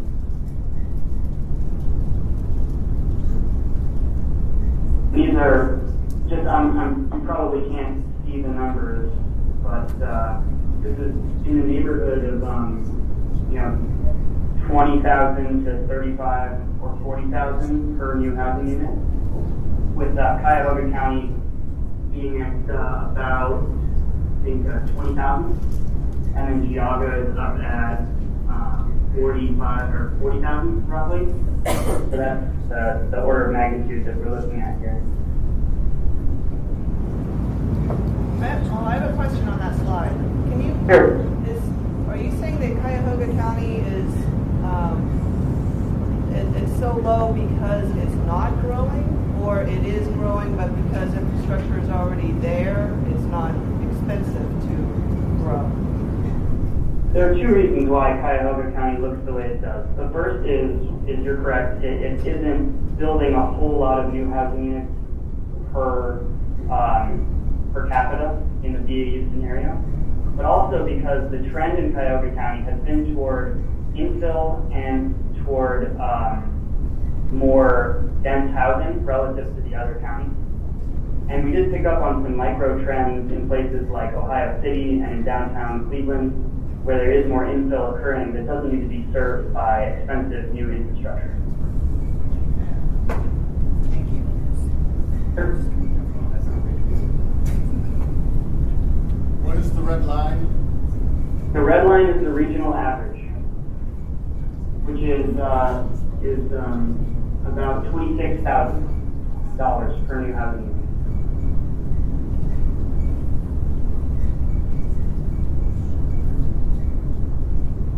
This next slide is current versus future per capita utility O&M costs, operations and maintenance. In this case, we're considering utilities to simply be water and electric utilities, and more specifically, above ground electric utilities. And we took existing O&M costs and then projected an increase in O&M costs based on the capital outlay in the BAU scenario. So if a county was building a lot more utilities per capita, then the projected O&M costs would increase proportionally. You can see in places, Medina County has the largest increase, whereas Cuyahoga is remaining fairly static, owing to the smaller per capita capital outlay increase in Cuyahoga County, as we discussed in the previous slide. So this sort of mirrors that same effect, where you have not only the fixed costs of infrastructure, but also the ongoing costs of maintenance for this increase in infrastructure service in each county. And this is an annual O&M cost?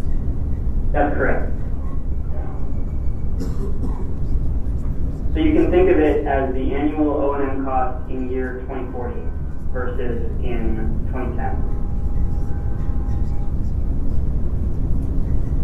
And finally, this is our projection of revenue to cost ratio.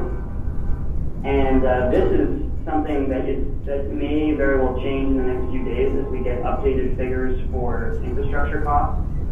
As I mentioned, infrastructure costs seem to really drive the fiscal outlook at the county level. And you can see, every single county in this scenario, as we have the infrastructure costs priced out now, has a negative fiscal outlook. So costs exceeding revenues in year 2040. You can see three counties in particular, Cuyahoga, Mahoning, and Trumbull, performing especially poorly, and that's owing to the fact that, one, they're losing population, so they're losing property tax revenue, income tax revenue, and what they're building has to be served by expensive infrastructure, so it's a triple whammy in terms of cost. And then for the other counties that may be experiencing growth, that growth is expensive, and so it drives their costs higher than their revenues by 2040. And that's mirrored in the O&M costs that you saw in the previous slide, and the fixed costs for infrastructure capital outlay that you saw on the slide before that.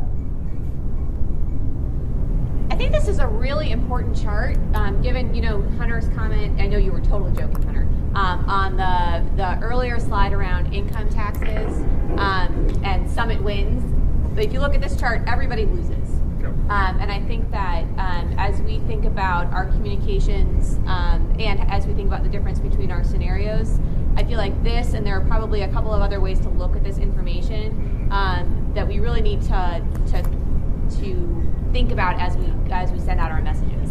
As I'm looking at this, I'm having a hard time reconciling why Cuyahoga would be that negative relative to revenue versus cost, because its infrastructure cost on your other slide was so low, and I recognize that the revenue decreasing would offset that, but it just doesn't seem logical that it would be that different. And so I think there needs to be something that you might want to look at there. My other comment is on the income tax slide.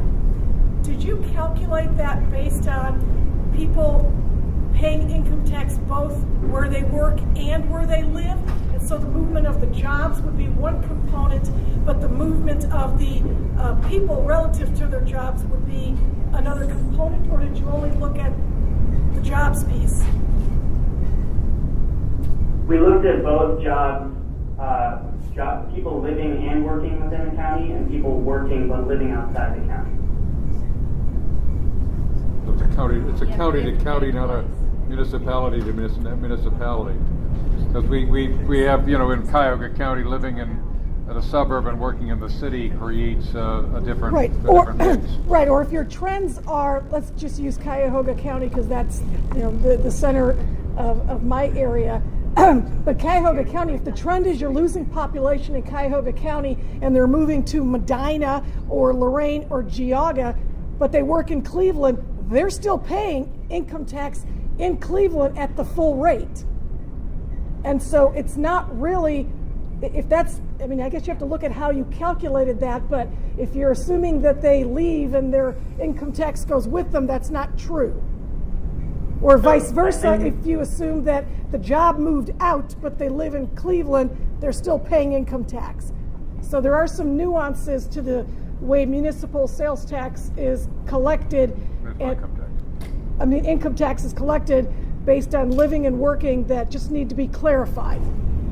So I think that, we have thought about this quite a bit, and I think what you're seeing is actually the net loss in employment in Cuyahoga County. So those jobs that were in Cuyahoga County that residents were moving to Medina County but still commuting, in the BAU, a lot of those aren't. And that's really part of the story. Right now Cleveland's trying to bring back the population, but in the BAU, they're losing the population and they're losing the jobs. So this may not be a totally nuanced answer to living in Lorraine and working in Cuyahoga or vice versa, but you're showing the sort of broad impacts of the shift, not only of people but of jobs out to other locations. Is that? That's correct. And in the BAU, just by way of example, Cuyahoga County is projected to lose, to have a net loss of 88,000 jobs. So the loss in revenue from those 88,000 jobs that were existing in 2010 is what's largely owing to their very negative fiscal outlook. Where are the jobs going? Where's the Cleveland Clinic moving to? Not the really Cleveland Clinic, it's the tough tool and to say. I die think shop. that's sort of question. This is we've The shown Summit. you It's going to Summit like everything else. It's that's sort of what we're trying to figure out, isn't it? I mean, I think these are the questions that arise. Where could the Cleveland Clinic be going, and how do we stop it from leaving? It's not going. Well, and so I think right. Some of the things we're thinking about here is, and I realize it was difficult to choose the baseline, but a lot of the jobs that left were the manufacturing jobs that aren't going to necessarily bleed any further. And I would also even argue that some of the manufacturing jobs, if you look at some of the work that's been done by Ned Hill at Cleveland State, is showing the return of some of the manufacturing jobs to the region. So I'm not sure the trend is entirely representative. But to that point, I'm hopeful that we can pick that up in one of the alternates where we are looking at the alignment with the analysis being done for the regional economic competitiveness strategy. That's a much more cluster-based. These are trend analyses in a period based on trends from 1990 to 2010. The Technical Steering Committee, after looking at a range of options, picked that in large measure because so many businesses and jobs were lost in the 70 to 90 period that, whether it's Goodyear or Sheet and Tube, they're gone, they're not coming back. There's no perfect trend line, but we believe that those 20 years is as good an indicator, and then trended population, employment, housing starts, households, and abandonment. So this is a trend analysis. It's not a detailed projection of where clusters are going to be located, dealing with the upstream market and the shale industry. But I think to what Grace, I'm hearing you say, and Hunter, I don't know if we maybe just don't have the insight into this based on the level of data that's collected, but some employment is more mobile than other employment. And so if you're able to pick up your consulting firm or your manufacturing facility and move it to another location because you can build out new infrastructure in a greenfield and it's transferable and you're getting a tax credit in Medina or wherever you're going to, then that's one way to continue that trend. But then there are other probably more fixed, less mobile businesses in different areas, like the infrastructure of the clinic or UH, that's less sort of mobile. And so maybe we just don't have the ability to break down the trends given the level at which the data was collected. But I do think it's an important thing to understand. Well, and I think, and Freddie, you're looking to say something. I guess what I'm just wanting to make sure is clearly we want the news, whether the news is good or whether the news is bad. Yeah. And we especially probably want it if it's bad, so we can look to see how we can change that projection. But at the same time, we want to make sure that the assumptions are relatively sound so that we're comfortable with where they came from. And so that's kind of what I'm suggesting. I think Freddie Collier, you wanted to say something? Yeah, just really quick. I'll just speak loud. I don't need the mic. But as far as you guys hear me? Okay, as far as the projections of the job loss, is that across all sectors or are they specific sectors? Because if you're basing it on trends, I'm assuming you're looking at various sectors. Which sectors are those?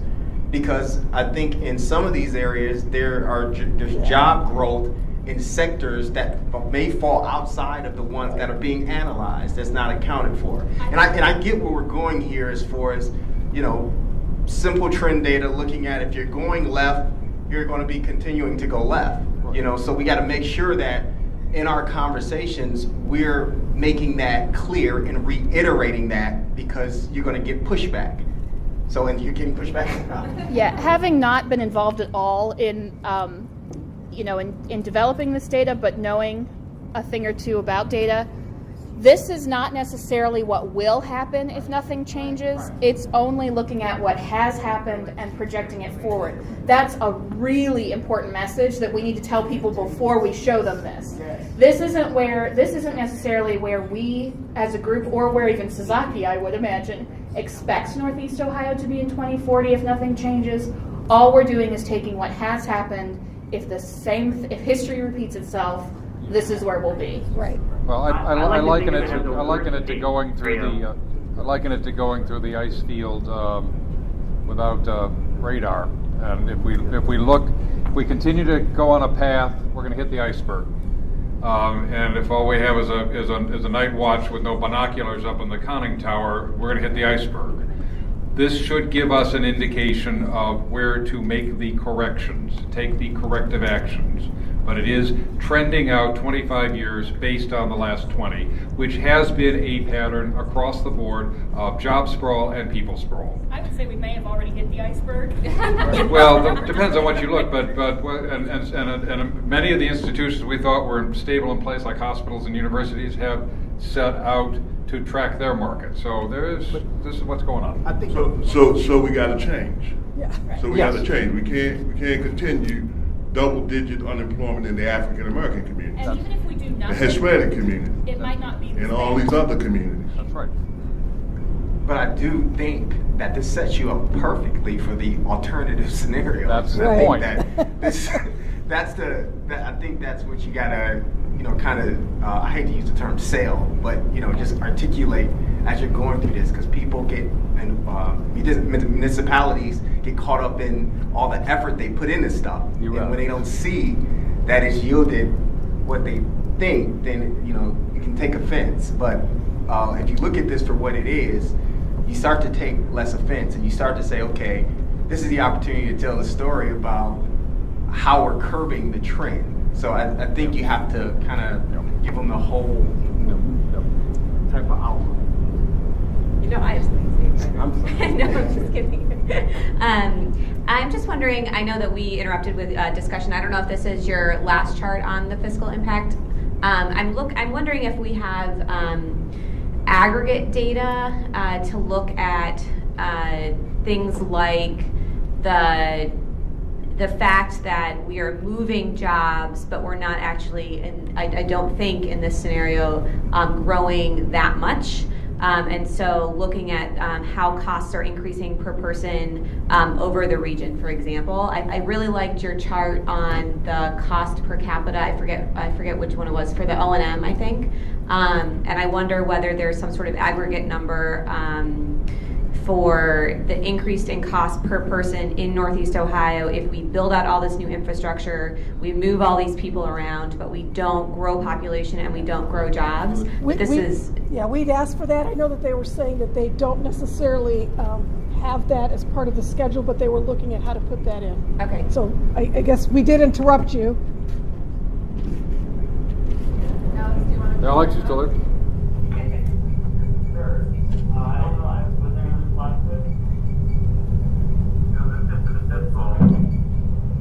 Okay. Well, if there are no other questions about the fiscal impact, then I'll pass it on back to Chris and James. Okay. So we wanted to sample a couple of the other indicators, and I guess just one thing to say. I mean, as James mentioned at the beginning, we're showing you the raw or semi-polished kind of material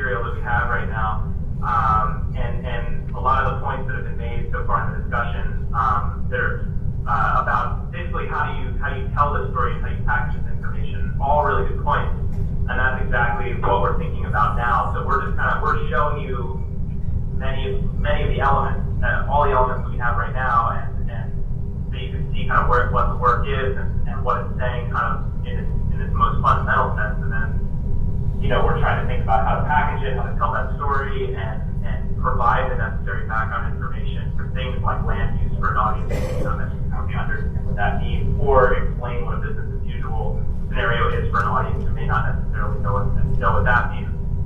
So there's a couple slides here that go through some of our other indicators. So this slide looks at the housing mix. So you can see that the composition is changing a little bit in the business as usual scenario, and this is calibrated off of recent building permits and basically looking at what has been built recently, and then trending that into the future. So you're getting more medium lot homes. There's actually this chart shows you kind of the change of the different housing types.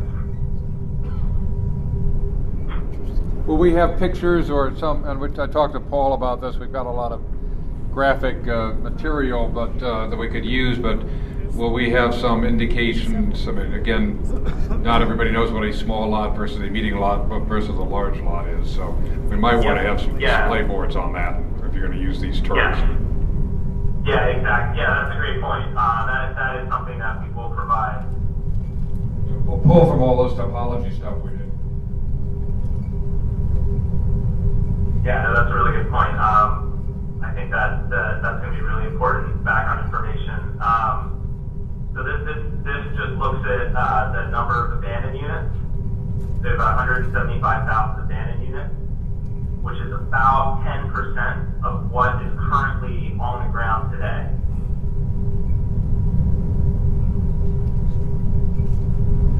We can apply, Lucy, what was that number you said, 15,000 a unit to take it down? Just do the math. That's a lot of money we've got to raise to tear this stuff down. That's right. Yep. Yeah, no, that's an important point. We highlighted a couple of charts from the fiscal model. There's really a lot going on there. There's a lot of variables that are involved. It's measuring numerous things, including the cost of demolition. So that's an additional cost. Like when you look at the revenue cost ratios for those communities that are experiencing higher rates of abandonment, the cost of demolishing those structures is factored into those counties as well. So for some communities, represents a significant cost. Well, I just want to say it's a good thing that Mr. Litt is here, because I think another important thing going throughout this process is making sure that media outlets understand what this means, because some media folks will take that negative number and slap it somewhere, and that could be dangerous. And I think that's one of the concerns that I believe that people from, I think, Cuyahoga County and officials would be concerned about having, information like this that kind of slaps you in the face, kind of published and reflecting negatively on a municipality. So I think that, putting it in context is going to be very critical in really working with the community engagement workstream folks to make sure that things are articulated as advertised versus taking bits and pieces of information and having these concerns come up later. Yeah, that's a good point. So James just did the math here. He's saying $2.6 billion is the cost for that level of abandonment. I have a question regarding small lot versus medium lot. Into the future, why is there such a big disparity? Can you go back to that chart? Oh, right there. I mean, I would think that in the future, the small lot would be bigger as a housing mix. So, Alex, I don't know if you want to weigh in, but I would think that, largely this is driven by zoning and the types of housing that have been constructed recently tend to be a little bit lower density than maybe some of the traditional kind of higher density town center or urban core neighborhoods that are in the region. Yeah, that's right. That's absolutely right. And I do agree that we need to be careful how we handle these numbers and report them. And Alex, what is the square footage for the small lot versus the medium lot? Because I think that's also part of the confusion. So small lot is everything 5,000 square feet and below, and the threshold for large lot is 7,000 square feet and above. And I understand that there's a large variation in the large lot between, your larger half-acre lot homes, and then out in the observing communities, the larger 1 to 2 acre estate residential or agricultural residential homes that are still being built.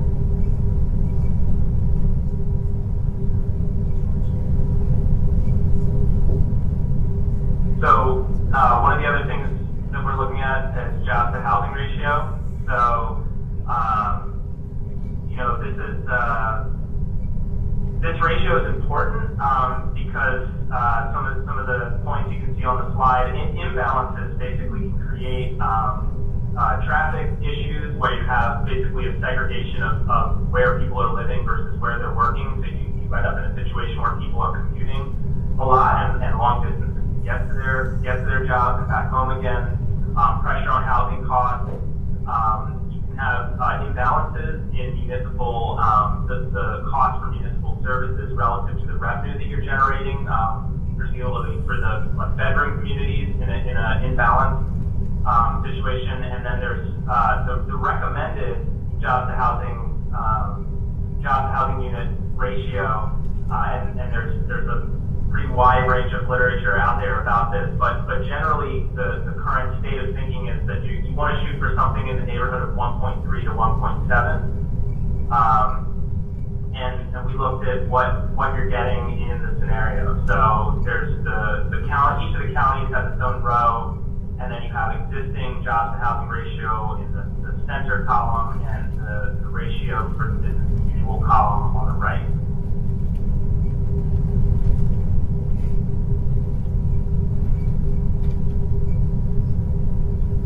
So generally speaking, there's an imbalance even today, and in some of these communities, the needle doesn't move all that much, and in some cases it moves a little bit more, but in different directions. So Ashtabula gets a little bit better. Cuyahoga gets a little bit worse, but they're all kind of hovering around. I mean, actually, well, it's a kind of wide range, but they're all low both today and in the scenario.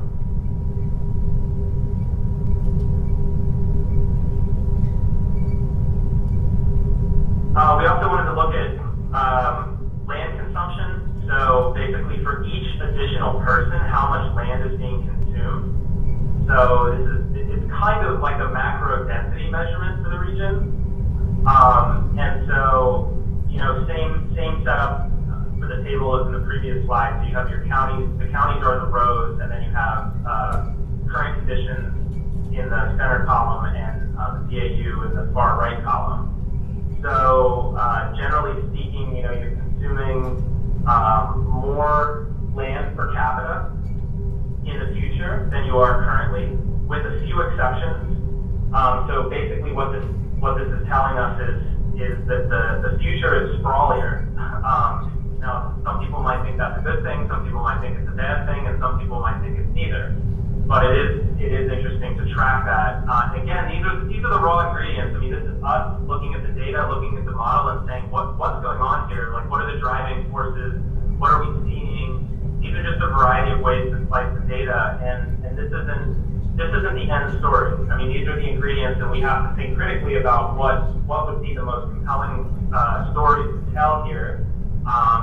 We wouldn't necessarily put a chart like this just up on the screen at the workshop and expect the public to for that to really resonate with them and reveal some deep insight. But this is kind of what we're working with and what we can look at and say, what are the issues? Is land consumption, is open space an issue or not? Or the job to housing ratio, is that an issue or not? Well, let's look at the physical. So that's kind of how we're approaching this at this point. Alex, I want to make a comment. And just to echo what I think Bethia said earlier. it'd be really nice to have aggregate regional numbers for this, so we're not sort of pitting one county against each other and comparing, but getting a sense that we're all in one region together, and we're increasing the total cost of ownership of our region, and get people to appreciate that at the aggregate scale. So I would encourage graphics that communicate that message. Well, as your client, we need to see. As your client, we need to see that because there is the winners losers aspect throughout all of this, and it'll be easy to set up that game, and that's not the game we're trying to play here. Absolutely, I wholeheartedly agree, and we'll definitely pull out the aggregate statistics and work with those going forward. So, Hunter, I don't know if this is a question for you or Grace or Sasaki. Whoever was just speaking mentioned that that it's important that we figure out what the stories are, that they're compelling stories to tell, and that this wouldn't be necessarily what goes up in front of the public. Who is crafting those stories and, I guess, signing off on them? Well, the messaging in general has been handled by our strategies. We have been working with them to define that in terms of the printed material under Jeff's leadership, but there's also a close working relationship with Patty and the Sasaki team. So this is the first time some of us have seen all these pieces, but that's the group that we have engaged to help us frame the message, communicate that across the region through our letters to the editor. So our strategy will be working to frame this data for the public meetings next week. That's what we're hoping. And then I don't want to offer his time because he's not here, and I'm sure that there are other people who would be good at this as well. I know that Brad has a lot of experience in this data. I think David is probably a great person as well. If when our strategy works on framing the data and getting the messages, I think that it would really behoove us to test those messages with people who have been regional leaders. I don't mean to single out just those two. I'm sure a lot of you are regional leaders. I just don't know you as well. But to test these messages and make sure that we are communicating as a starting point what we hope to. I know it is data and this is what the data says, but the way in which we put this data forward is really important, just like it was really important with the existing conditions report. So I would just encourage us to work with our strategy and help them do that and maybe set up a process for that review over the next week. So I don't know how you want to manage that, but I urge us to really think about that and use our board resource as well.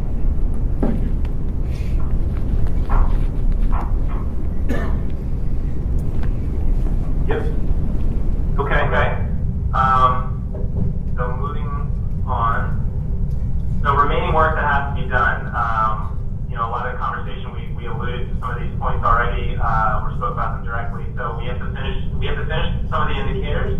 So we're almost done with everything. There's a couple things that we need to wrap up and look at. A couple things in the fiscal model, and there's a few other outstanding issues with some of the other indicators. But that's the first thing we need to do is wrap them up and make sure they're technically sound and just get the numbers right. The next point, speaking directly to the last comment, is we need to then take that material once we finalize the indicators and combine it into a single narrative.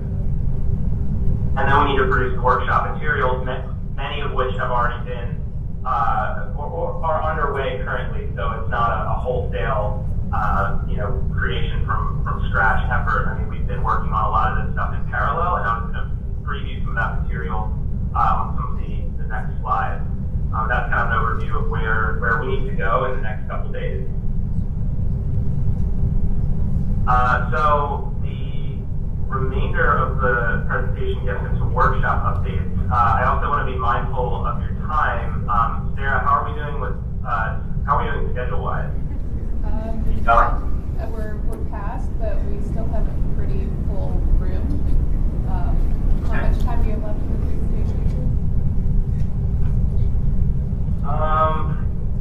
Probably about 10 to 15 minutes of just slides and talking without questions, excluding questions.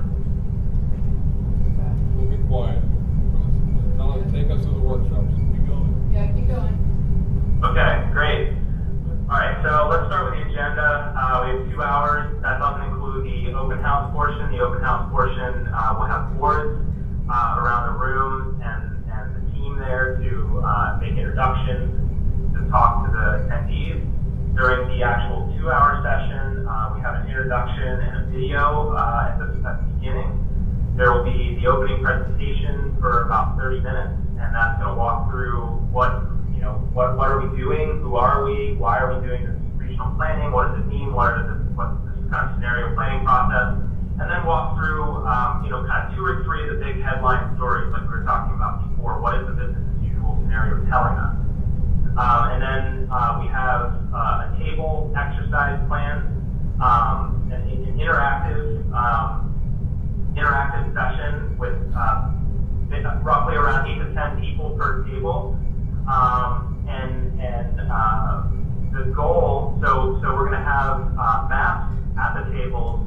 Well, actually, I have a couple images from that that I'll show in a second, so I'll get into that in more detail. But generally speaking, we want to take the kind of bulk of the center portion of the workshop, basically about an hour, to walk through the table exercise and get people's kind of feedback and suggestions about what they'd like to see the future look like in light of what they see in the business as usual scenario. And that's in 2 forms. So one element of that is non-spatial, and we're going to be asking people the kind of instant polling questions, especially in the upfront portion, but there's definitely an element of this that's non-spatial and more discussion-based, around what are your values, what are the key kind of goals that you have, and some just sort of initial reactions to what they're seeing. So that's definitely part of it. And then another part of this, we actually want people to start interacting with the maps and get kind of designing almost a quick version of a scenario using game pieces, and we can show them what's happening in the business as usual scenario and say, what would you like to see instead? What kind of future for this place in a spatial sense would you want to see? And that's what the gaming exercise is all about. And then at the end, we have time for some report back. If we have a large attendance, we may not be able to hit everybody, but at least get a couple people to report back, and then a short wrap up at the end. So that's kind of an overview of the activity flow. Any questions about that before we move on? No. Go ahead. Okay. So, what a big challenge here is scale. We have a very, very large study region, and we also understand that the attendees of these events most likely will not think of themselves within the context of an entire 12-county region. So, as a compromise between multiple competing factors and interests, we decided to use the 3-4-5 convention that we've used previously in the project. So for example, if somebody attends a session in Cuyahoga County, the maps on their table will be a map of Lorain, Medina, Cuyahoga, Jaga, and Lake County.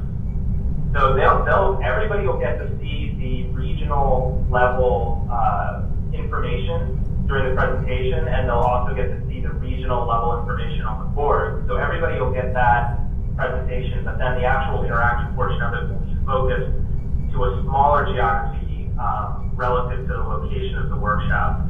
So, in terms of how that exercise works, we talked about four different chips or 4 different game pieces. So from top to bottom, one game piece is to reinvest. So this is a community. This is something that you would do for a community that has already experienced significant levels of disinvestment or abandonment, and the placing a game piece on that community would indicate a desire to invest significant resources to try to bring that community back. The protect game piece, the idea is is for maybe a neighborhood or a community that is approaching the threshold, or particularly places where, today they might be kind of borderline, but if you look at the business as usual, they lose a lot of population or jobs. This is kind of like a protection move. You want to invest resources to make sure that community is stabilized moving into the future. And then there's two game pieces that represent new development. And we try to pick names for these that kind of might make people think a little bit differently from the way that the conversation is usually framed. So the brown-looking chip here is what we're calling traditional growth, and it's more high density. Sorry, the text at the bottom, the reinvest and protect should be there. That's the traditional growth piece. The one below is what we're calling conventional growth, which is more low density, kind of suburban style housing. And so it's sort of flipping the dialogue on its head, because in fact the traditional, truly traditional style of development in this region actually is more compact, is more kind of focused on the town center, some of the older legacy urban areas, and the lower density suburban stuff that is now kind of predominating, and the stuff that you see most frequently in the scenario is really just from the last several decades, and we're calling that conventional growth. So that's a way to kind of get away from saying like urban suburban or high density, low density, but that's the general idea. So you get a certain number of chips based on what the forecasts are for the scenario, and you can trade them in. So, if the table decides that they don't, they look at the scenario and they see, okay, this is actually pretty bad. We need to reinvest in some of our communities and not build as much kind of exurban, low density development. You can trade in some of your conventional growth chips, and you can get some more reinvestment or protection chips as an example. And so we would work out kind of like a currency or a trading scheme. And the other one other thing I mentioned about this, kind of to the point that several people have made in the meeting, is that we want to provide the participants with kind of like a visual menu of what this means.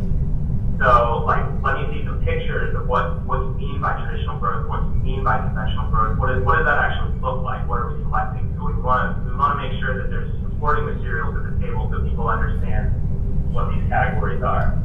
And then the table, guided by the moderator, would place their chips within their 3, 4, 5 geography, based on whatever kind of configuration they want in terms of trading things in and getting a different mix of chips. And then in the future,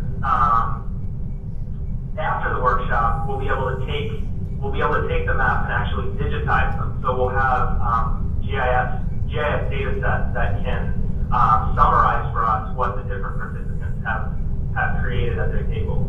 And I just want to jump in for a second and mention that these are scaled to the map, so they represent numbers of units. So we'll actually be able to get something out of that, and they're based on the BAU forecast that we use to create the scenario.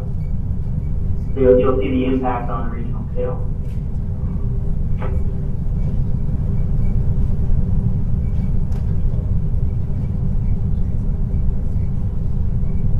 Any questions about the table exercise? I have one. What will the maps on the table be large enough to show communities? It'll be, I think the smallest kind of discernible geography will be a neighborhood.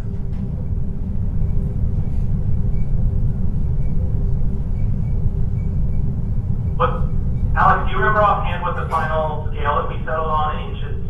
A mile, 1.7 miles or something? Yeah, so it's, you're close. 1 inch on the map equals 1.74 miles.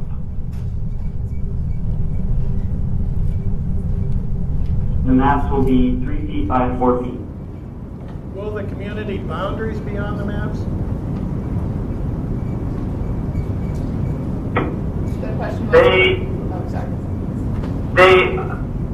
So we haven't decided yet. We're testing different types of cartography. So when you say community, do you mean like a municipality boundary or something smaller than that? Right, a municipality or township boundary. For example, if they want to reinvest in a city, let's say, and they're not from that county, they may want a reminder of where that particular community is located. I didn't know if you were going to include that. Yeah, no, we can. I think that's a good point. I think that would be helpful for people as a reference. Yeah, I think we need to do that because otherwise it's just too, between the roads and the community boundaries and identifiers, we need to be able to orient people quickly. We're asking them to change focal lengths pretty significantly. Yeah, it's a good point. I mean, I think that, we'll have more information on them in terms of orienting kind of landmarks and orienting boundaries. We'll have more information on these maps than on the full regional maps, simply by virtue of them being kind of more zoomed in. So when we're showing, all the maps that we've shown so far are at the 12 county extent, and just to make it so that you can read it and it's not too crowded, we simplify it pretty dramatically. But when we zoom in, there will be a lot more space. And so I think there's certainly more opportunity to do that. And I think especially if we're asking people to kind of place chips and orient themselves, we need to provide them with that kind of information.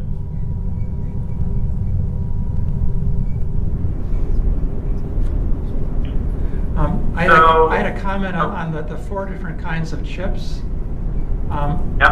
You have a lot more experience than I do of running these kind of scenario workshops, but they just seem to be complicated and hard to explain.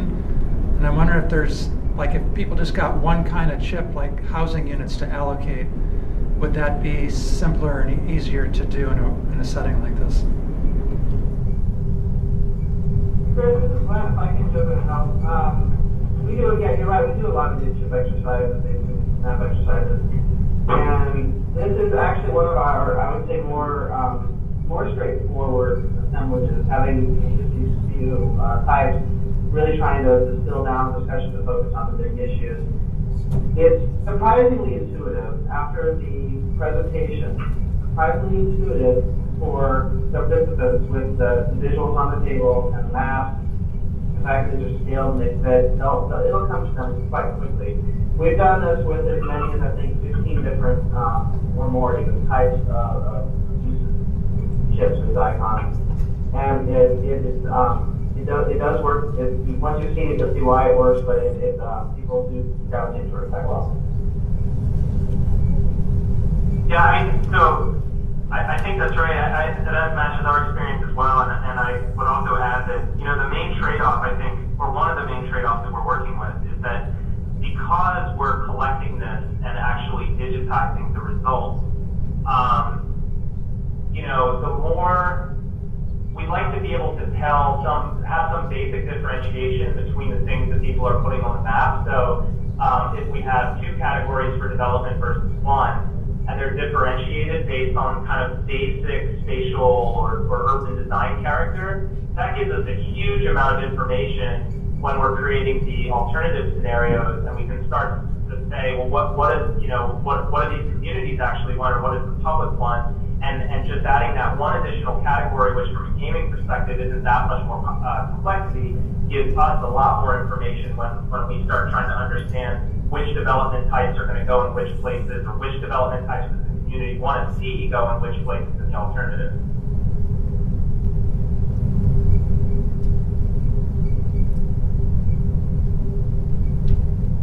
So I also, there's some slides here that go over some draft boards. We still have some time. So this is kind of an overview of all the boards. So you've lost about 80% of your board members? But we got some key folks, so let's continue, please. Keep going? Yes, please. Okay, great. So we made several boards that we intend to print and have set up around the room, and particularly during the open house portion, as people are kind of moving around the room, and these are things that they can kind of give them background information on what we're doing, and we have a board that kind of summarizes the project overall and lists the different workshop dates, locations. We have a board that generally talks about regional planning. What is regional planning? How does it benefit me?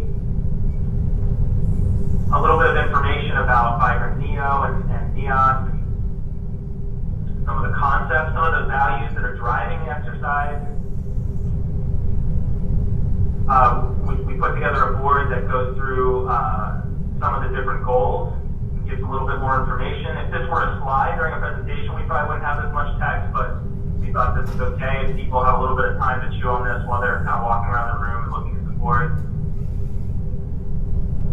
A little bit of information about who's involved, what the team is, not the United Nations.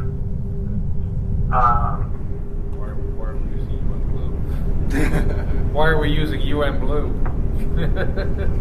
That's baby blue, whatever. It's a good point.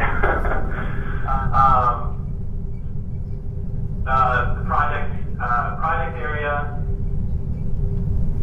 a little bit about the grant program, some of the other grant recipients, what the overall process is. So this just goes over kind of what the general phases are for the scenario planning exercise and what the general goals are for each of the phases. Some of the outcomes of the project.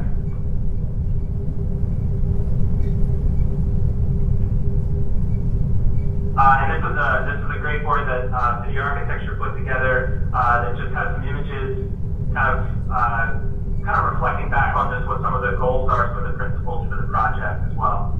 So that's and then we also have the board for the website. So those are the kinds of things that we would post around the room and have available for people as they're moving around to get some additional information, some background information about the project. Good. We'd appreciate it if you could send us these slides, images, send them to Jeff.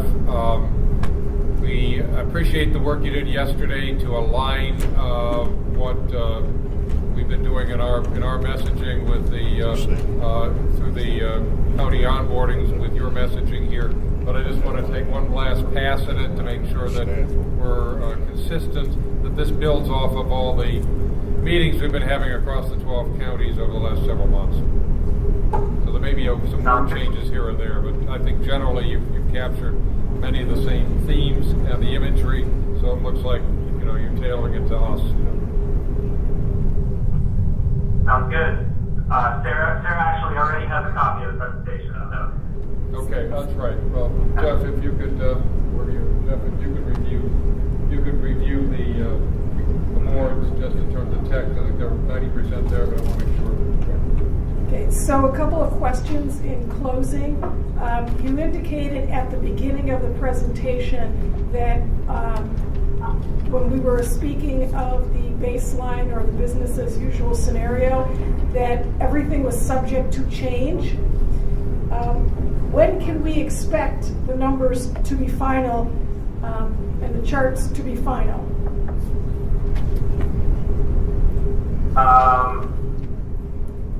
I would say in the next 2 days we have to wrap everything up, and they're going to come piece by piece.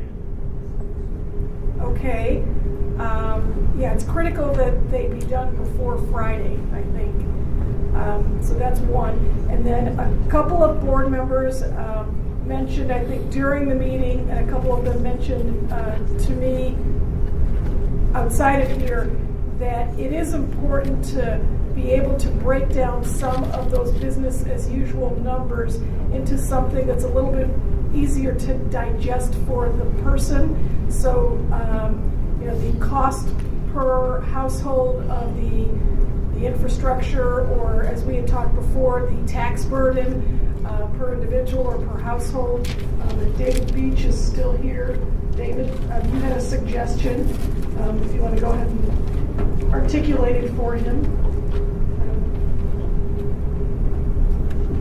But just again to emphasize that it's important to frame this as we're all in a region together, struggling to become more sustainable together. So anyway, we can kind of get away from the county by county portrayal and say this is the added cost of living, total cost of maintaining this place, this 12 county region. I think that's a good story to tell. And because we can only solve this by acting together. We can't solve it county by county. good point. And I think basically if you come up with the core numbers and then we can work from there to extrapolate and add dimensions to it. But I think it is important that we do that. And other than that, do we have any other final comments? Mike?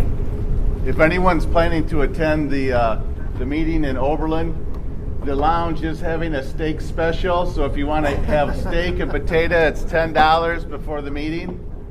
So please come and visit them ahead of time. But I will send a notice out. We ask that you do call in so they know about how many people. And Hunter, they did say they'll keep the bar open after the meeting. So Chris, welcome to a meat and potatoes region.